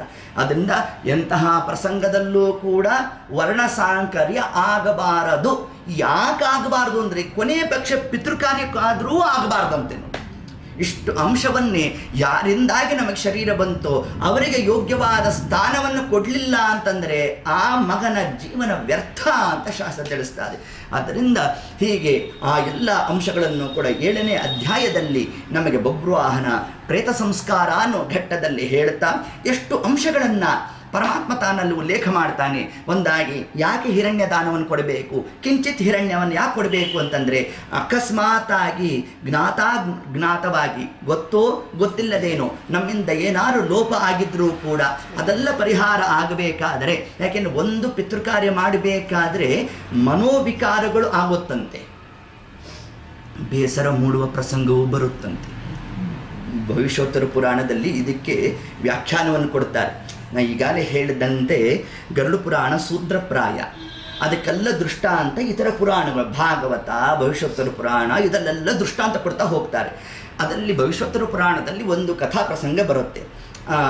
ಅಲ್ಲಿ ಹೇಳ್ತಾ ಒಬ್ಬ ಋಷಿ ತಾನೇನು ಮಾಡಿದ್ದ, ಪಿತೃಕಾರ್ಯವನ್ನು ಮಾಡ್ತಾ ಇದ್ದಂತೆ. ಆ ಪಿತೃಕಾರ್ಯ ಒಬ್ಬ ಋಷಿಯಾದವನೇ ಪಿತೃಕಾರ್ಯ ಮಾಡ್ತಾ ಇದ್ದಾನೆ ಅಂದರೆ ಇನ್ನು ಬರ್ತಕ್ಕಂತಹ ಬ್ರಾಹ್ಮಣರು ಇನ್ಯಾಗಿರಬೇಡ. ಪಿತೃಕಾರ್ಯ ಮಾಡೋವನೇ ಒಬ್ಬ ಆಚಾರ ಆಗ್ಬಿಟ್ಟಿದ್ರೆ ಆ ಆಚಾರ ಇನ್ಯಾರನ್ನು ಕರೆದಿರಬೇಡ, ಇನ್ಯಾರೋ ದೊಡ್ಡ ಆಚಾರನ್ನೇ ಕರೆದಿರಬೇಕು. ಹೌದು ಇಲ್ವೋ? ಮಾಡಿರೋನೇ ಒಬ್ಬ ಋಷಿ ಅಂದರೆ ಇನ್ನು ಬರ್ತಕ್ಕಂಥವ್ರು ಹೇಗಿರಬೇಡ, ಇನ್ನೊಬ್ರು ಯಾರೋ ದೊಡ್ಡವ್ರನ್ನ ಕರೆಸಿದ್ದ. ಬಂದಿರೋರು ಒಳ್ಳೆ ಭೋಕ್ತೃಗಳಾಗಿದ್ರಂತೆ, ಬಹಳ ಊಟ ಮಾಡೋರಾಗಿದ್ದರು. ಸರಿ, ಆ ಎಲ್ಲ ಸ್ಥಾಪನೆ ಎಲ್ಲ ಆಯಿತು, ಭೋಜನ ಪ್ರಕ್ರಿಯೆ ಪ್ರಾರಂಭ ಆಯಿತು. ಹಾಕಿದಷ್ಟು ಆ ಬ್ರಾಹ್ಮಣ ತಿಂತಲೇ ಇದ್ದಂತೆ. ಈ ಕರ್ತೃವಿಗೆ ಸ್ವಲ್ಪ ತಲೆ ಬಿಸಿ ಆಯಿತಂತೆ. ಮಾಡಿದ್ದೆಲ್ಲ ಈ ಬ್ರಾಹ್ಮಣನೇ ತಿಂದ್ಬಿಟ್ರೆ ನಮಗೇನು ಗತಿ ಅಂತ ತಲೆಗೆ ಬಂತಂತೆ. ಬಂದು ಸರಿ ಅವನ ಪತ್ನಿನೇ ಅಡುಗೆ ಮಾಡ್ತಾ ಇದ್ಲು, ಉಂಡಿ ಒಡಿ ಎಲ್ಲ ಕರೆದು ಹಾಕ್ತಿದ್ಲು, ಒಂದು 5-10 ಹಾಕಿದ್ಲು ಒಂದು ಇದಕ್ಕೆ. ಅಯ್ಯೋ ಇಷ್ಟೆಲ್ಲ ಆಗಲ್ಲ, ಬಂದಿರೋರು ಯಾರೋ ಭಾರಿ ಊಟ ಮಾಡೋರು, ಒಂದು ಮರ ಕೊಡು ಅಂದ, ಅದಲ್ಲೆಲ್ಲ ತುಂಬ್ಕೊಂಬಿಟ್ಟ. ಇಷ್ಟೊತ್ತಿಗೆ ಕೋಪ ಬಂದ್ಬಿಡ್ತಂತೆ ಅವನಿಗೆ. ಬಂದದೇ ಏನು ಮಾಡ್ದ, ಅವ್ರ ಎಲೆಗೆಲ್ಲ ಸರ ಸರ ಸರ ಸರ ಸರ ಅಂತ ಎಲ್ಲ ದಬ್ಬಿಟ್ನಂತೆ. ದಬ್ಬಿಟ್ಟು ತೃಪ್ತ ಸ್ತಾ ಅನ್ನಂತೆ. ಈಗಲಾರು ತೃಪ್ತಿ ಆಯ್ತಾ, ಮಾಡಿದ್ದೆಲ್ಲ ಬಡಿಸಿದೀನಿ ಅಂತ ಅಂದ್ಬಿಟ್ರು. ಆ ಕೂತಿರೋ ಬ್ರಾಹ್ಮಣರು ಏನು ಅನ್ಬೇಡ, ನಾ ಅಂದ್ಬಿಟ್ರಂತೆ. ಶ್ರಾದ್ದದಲ್ಲಿ ನಕಾರಕ್ಕೆ ಅವಕಾಶ ಇಲ್ಲ, ನಕಾರ ಬರಬಾರದು, ಇಲ್ಲ ಅಂತ ಅಂದ್ಬಿಟ್ರಂತೆ. ಯಾವಾಗ ಇಲ್ಲ ಅಂತ ಶಬ್ದ ಬಂತೋ ಶ್ರಾದ್ದಘಾತ. ಆಗ ಕರ್ತೃ ಆದಂತಹ ಯಾರು ಆ ಋಷಿಕುಮಾರ ಇದ್ದ ಅತ್ಯಂತ ಕುಪಿತನಾಗೋದ. ಅಲ್ಲ ಮಾಡಿದ್ದೆಲ್ಲ ಬಡಿಸಿದ್ದೀನಿ, ಇನ್ನೂ ತೃಪ್ತಿ ಇಲ್ಲ ಅಂತೀರಾ ಅಂತ ಏನು ಮಾಡಿದಂತೆ, ಕೈಗೆ ಒಂದಷ್ಟು ನೀರನ್ನು ಹಾಕೊಂಡ್ಬಿಟ್ನಂತೆ. ತಾನು ಅಭಿಮಂತ್ರಿಸ್ಬಿಟ್ಟ. ಆ ಕೂತಿರೋದನ್ನ ಬ್ರಾಹ್ಮಣರಿಗೆ ಶಾಪ ಕೊಡ್ತೇನೆ ಅಂತ ಶೇಚನೆ ಮಾಡಿಬಿಟ್ಟಂತೆ. ಶೇಚನೆ ಮಾಡಿದ್ರೆ ಕೂತಿರೋರು ಸಾಮಾನ್ಯ ಅಲ್ಲ, ಅವರೇನು ಮಾಡಿದ್ರಂತೆ, ಅವರ ಮೇಲೆ ಬೀಳದಂತೆ ಮಾಡಿಬಿಟ್ರಂತೆ. ಅದನ್ನು ಆ ನೀರನ್ನು ಸ್ತಬ್ಧ ಮಾಡಿದ್ರಂತೆ. ಅವರೇ ಆಪಸ್ತಂಭ ಋಷಿಗಳು ಅಂತ ಕರೆದದ್ದು.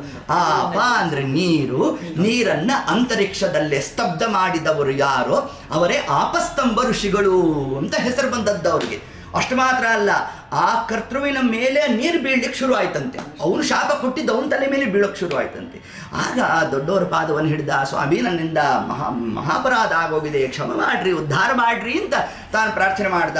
ಆಗ್ಲಪ್ಪ ನೋಡು, ಇಂತಿಂತಹ ಕಾಲದಲ್ಲಿ ಸರ್ವಥಾ ಹಾಗೆ ಮನಸ್ಸಿಗೆ ವಿಕಾರವನ್ನು ಮಾಡ್ಕೊಂತು ಅಂತಂದರೆ ಶ್ರಾದ್ದಘಾತ ಆಗತ್ತೆ ಅಂತ ನಾನು ನಿನ್ನ ತೋರಿಸ್ಲಿಕ್ಕಾಗಿ ಇಷ್ಟು ಕಾರ್ಯ ಮಾಡಿದ್ದು ನಾನು. ಅದನ್ನು ಚಿಂತೆ ಬೇಡ ನೋಡು, ಇದೆಲ್ಲ ಪ್ರಕ್ರಿಯಾದಿಗಳೆಲ್ಲ ಆದಮೇಲೆ ನೀನು ಆ ಪುರುಷ ಸೂಕ್ತವನ್ನು ಪಾರಾಯಣ ಮಾಡು. ನೋಡಿ, ಇದು ನಮಗೆ ಭವಿಷ್ಯೋತ್ತರ ಪುರಾಣ ತಿಳಿಸ್ತಕ್ಕಂತಹ ಭಾಗ. ಅಂದರೆ ನಾವು ಶ್ರಾದ್ದಾದಿಗಳನ್ನು ಮಾಡಬೇಕಾದ್ರೆ ಅನೇಕ ದೋಷಗಳು ಬಂದು ಹೋಗಿರುತ್ತೆ ನಮ್ಮಿಂದ.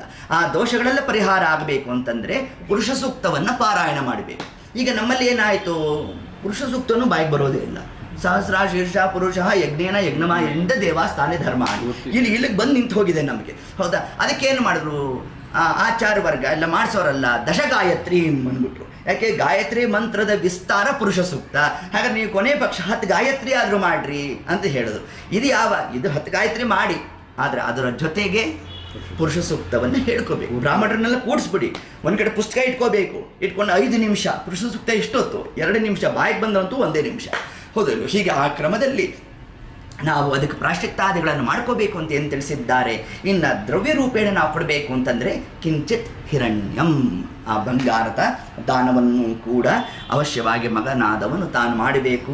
ಆ ಬಂಗಾರದ ದಾನ, ರಜತದ ದಾನ, ಇನ್ನು ತಿಲಾದಾನವನ್ನು ಕೊಡಬೇಕು. ಈಗ ಅಲ್ಲಿ ಹೇಳಿದಂತೆ ಆ ಎಲ್ಲ ಪಾಪಗಳು ಕೂಡ ಕರ್ಷಣೆ ಆಗಿ ಬಂದ್ಬಿಡುತ್ತಂತೆ. ಯಾವಾಗ ತಿಲಾದಾನವನ್ನು ಮಾಡಿರ್ತೇವೋ ಆ ಕಾಲಕ್ಕೆ ಯಥೇಚ್ಛವಾಗಿ ದಕ್ಷಿಣೆಯನ್ನು ಕೊಡಬೇಕು ಬ್ರಾಹ್ಮಣರಿಗೆ.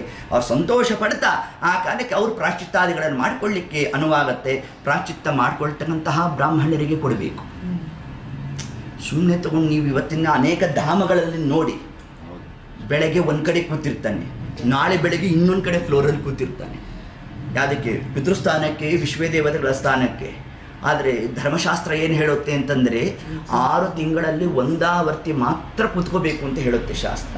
ಹಾಗೆ ಕೂತಂತಹ ಬ್ರಾಹ್ಮಣ ನೇರವಾಗಿ ಮನೆಗೆ ಹೋಗಬಾರ್ದು, ತಾನು ನದಿ ತೀರಕ್ಕೆ ಹೋಗಬೇಕು, ನದಿ ಸ್ನಾನ ಮಾಡಬೇಕು. ಅಂದರೆ ಅದು ಯಾರು ಕರೆದಿರ್ತಾರ ಪಿತೃ ಕಾರ್ಯಕ್ಕೆ ಅವರ ತೀರ್ಥ ಸ್ನಾನಕ್ಕೆ ಈಗಿನ ಕಾಲಮಾನಕ್ಕೆ ಏನು ವೆಚ್ಚ ತಗಲುತ್ತೋ ಅಷ್ಟು ಕೊಟ್ಟಿರಬೇಕು. ತೀರ್ಥ ಸ್ನಾನಕ್ಕೆ ಅಂತ 100 ರೂಪಾಯಿ ಕೊಟ್ಬಿಡೋಣ. ಅವನು ಇಲ್ಲಿಂದ ಆಟೋ ಹೊತ್ಕೊಂಡು ಹೋಗೋಕ್ಕಾಗಲ್ಲ ಬ್ರಾಹ್ಮಣ. ನೋಡಿ, ಹೌದೋ ಇಲ್ಲೋ ನೋಡಿ, ಹಿಂಗೆಲ್ಲ ಕ್ರಮ ಇರುತ್ತೆ. ನಾವು ಲೋಕದಲ್ಲಿ ನಡೀತಾ ಇದೆ ಇದು. ಆದ್ದರಿಂದ ಇವತ್ತು ನಮ್ಮಲ್ಲಿ ದರ್ಬೆ ಬ್ರಾಹ್ಮಣರು ಬಂದ್ಬಿಟ್ಟಿದೆ ನೋಡಿ. ದರ್ಬೆ ಬ್ರಾಹ್ಮಣರು ಮಾಡೋದು ಅದು ಕೂಡ ಧರ್ಮಸಿಂಧು ಉಲ್ಲೇಖ ಮಾಡುತ್ತೆ, ಇಲ್ಲ ಅಂತ ನಾ ಹೇಳಿಲ್ಲ.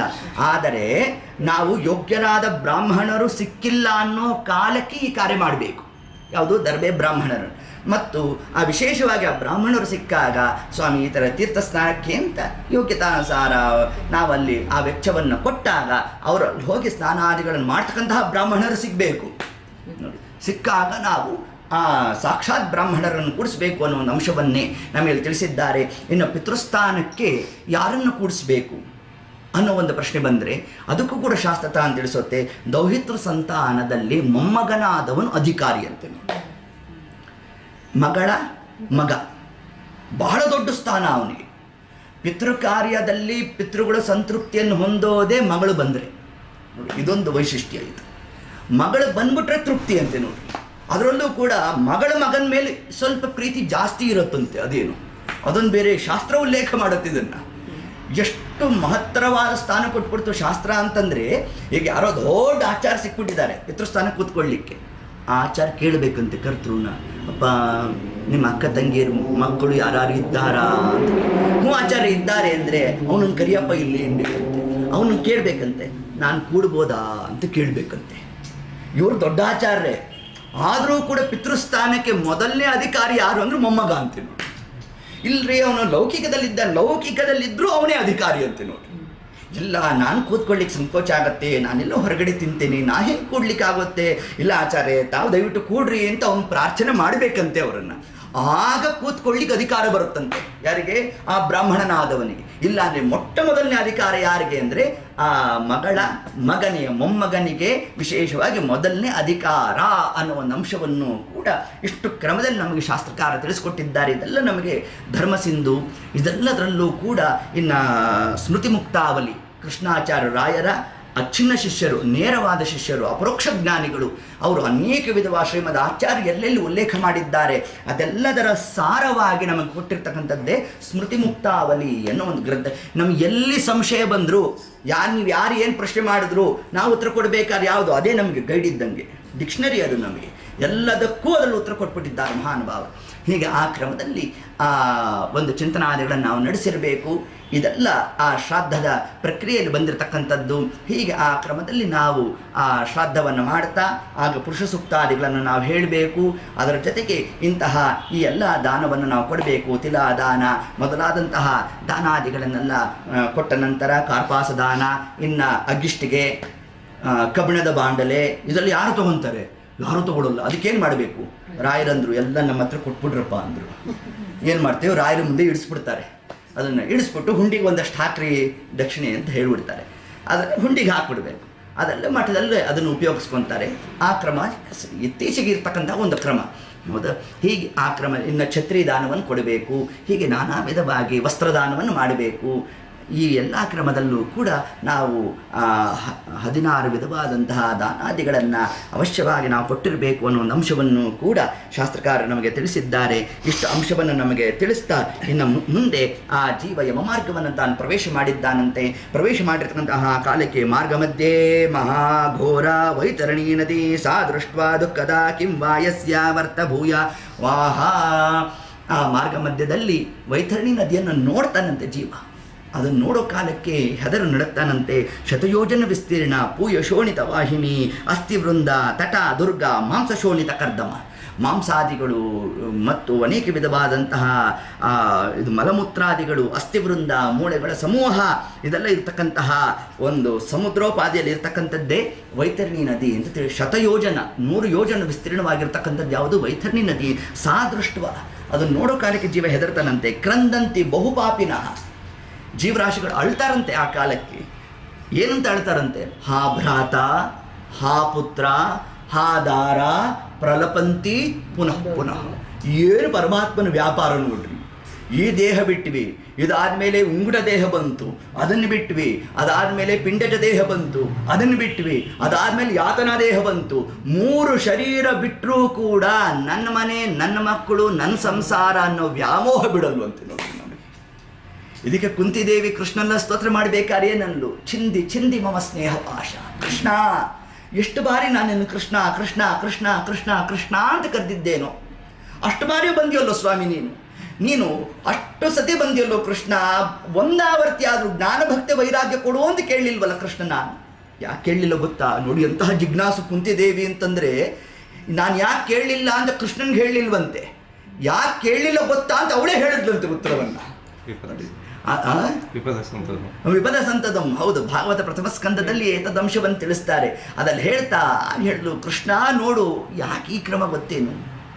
ಸ್ನೇಹ ಭಾಷ. ನಾನು, ನನ್ನ ಮನೆ, ನನ್ನ ಮಕ್ಕಳು ಅನ್ನೋ ವ್ಯಾಮೋಹ ಒಂದಿದೆಯಲ್ಲೋ, ಆ ವ್ಯಾಮೋಹ ಹೋಗೋ ತನಕ ಕೃಷ್ಣ ನಿನ್ನಲ್ಲಿ ಅನನ್ಯವಾದ ಭಕ್ತಿ ಬರೋಲ್ವೋ. ಆದ್ದರಿಂದ ಚಿಂದಿ ಚಿಂದಿ ಅದನ್ನು ಮೊದಲಿಗೆ ಆ ಸ್ನೇಹ ಪಾಶವನ್ನು ತೆಗೆಸ್ವಾಮಿನಿ. ತೆಗೆದ್ರೆ ಸಾಧನೆ ತಂತಾನೇ ನಡೆದು ಹೋಗುತ್ತೋ ಅನ್ನೋ ಒಂದು ಕ್ರಮದಲ್ಲಿ ನಮಗೇನು ತಿಳಿಸಿದ್ದಾರೆ.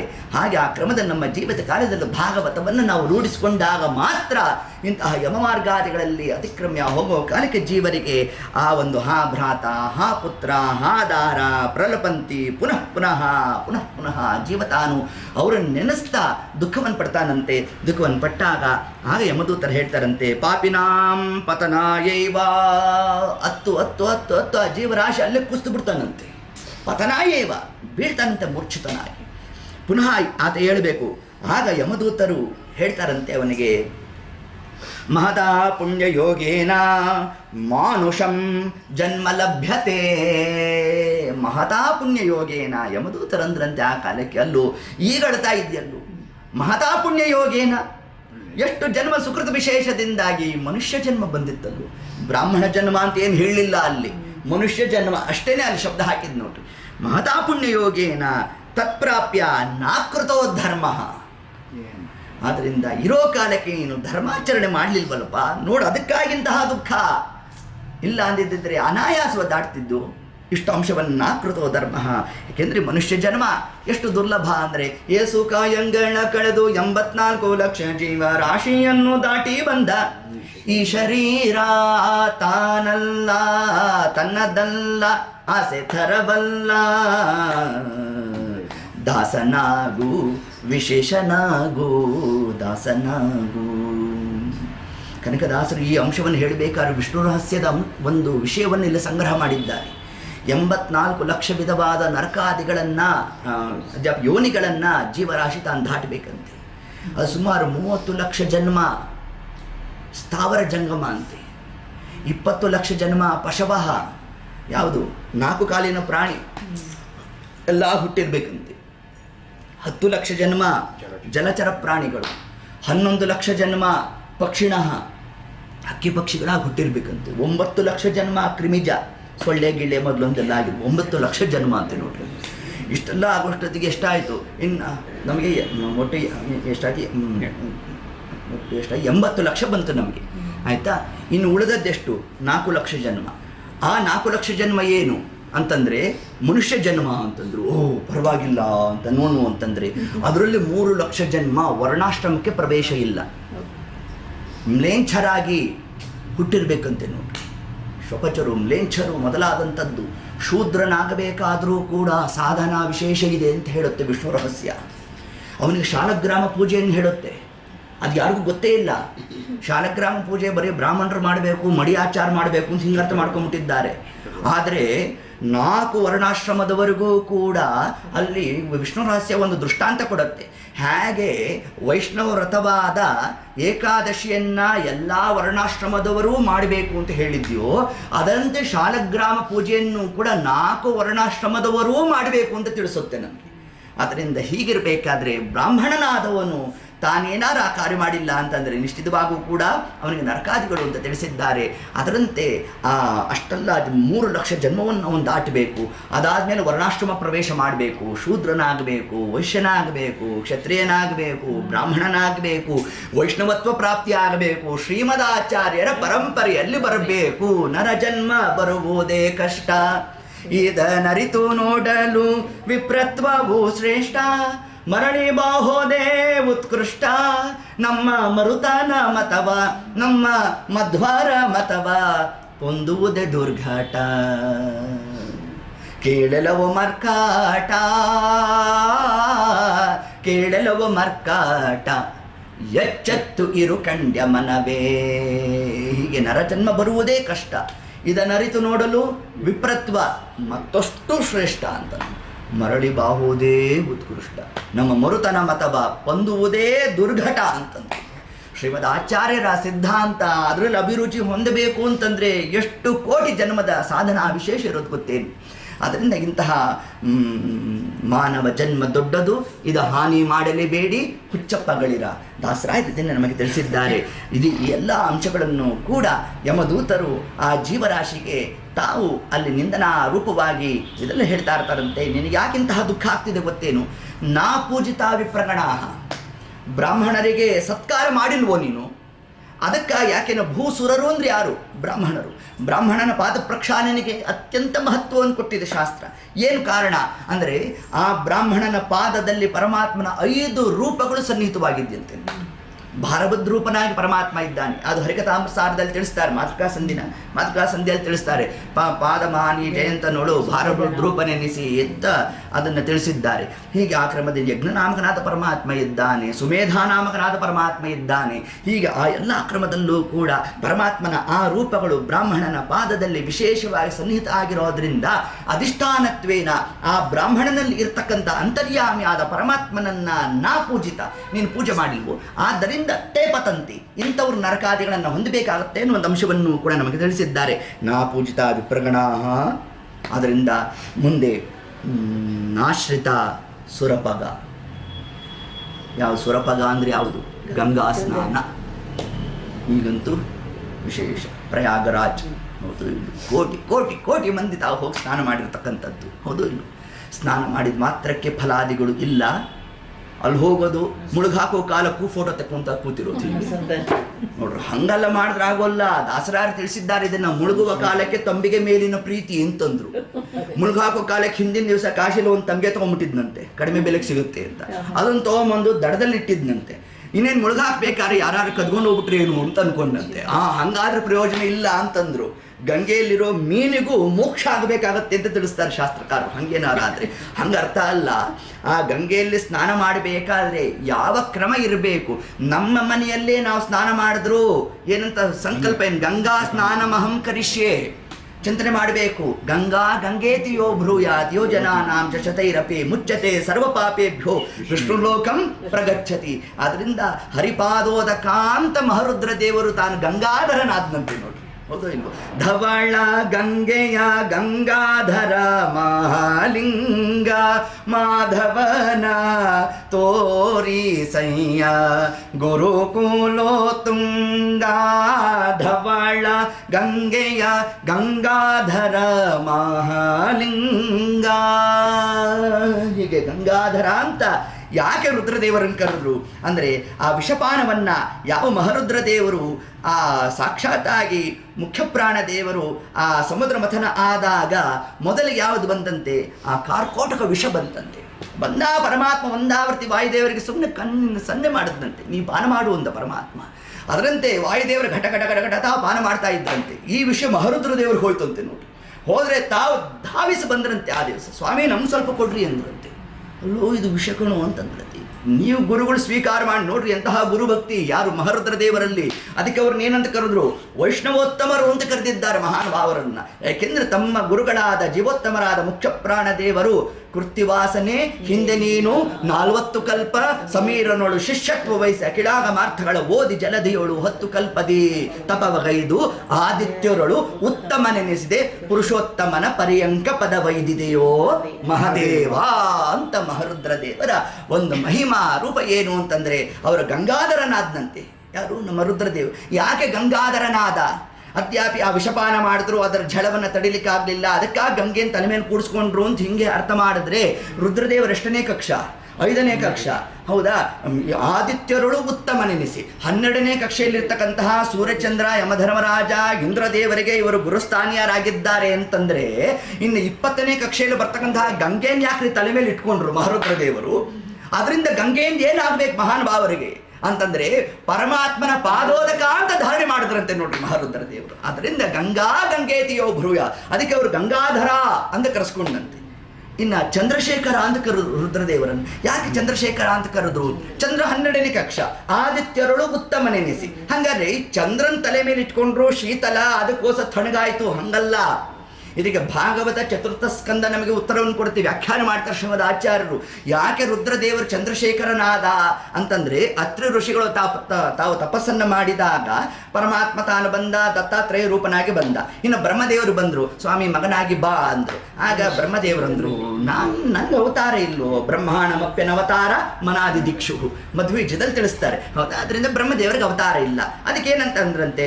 ಚಂದ್ರನಲ್ಲಿ ಇರ್ತೇನೆ ಅಂತಂದ್ರಂತೆ, ಚಂದ್ರನಲ್ಲಿ ಅವಿಷ್ಟನಾಗಿರ್ತೇನೆ ಅಂತಂದ್ರಂತೆ. ಹೌದಾ? ಹಾಗಾದರೆ ಚಂದ್ರನೆಂಬ ಪ್ರತೀಕದಲ್ಲಿ ಜೀವೋತ್ತಮರಾದ ಬ್ರಹ್ಮವಾಯುಗಳು ಮತ್ತು ಚಂದ್ರಲೋಕದಲ್ಲೇ ಸ್ಥಿತವಾದ ಭಗವದ್ರೂಪ ಯಾವುದು? ಧನ್ವಂತರಿ ರೂಪ.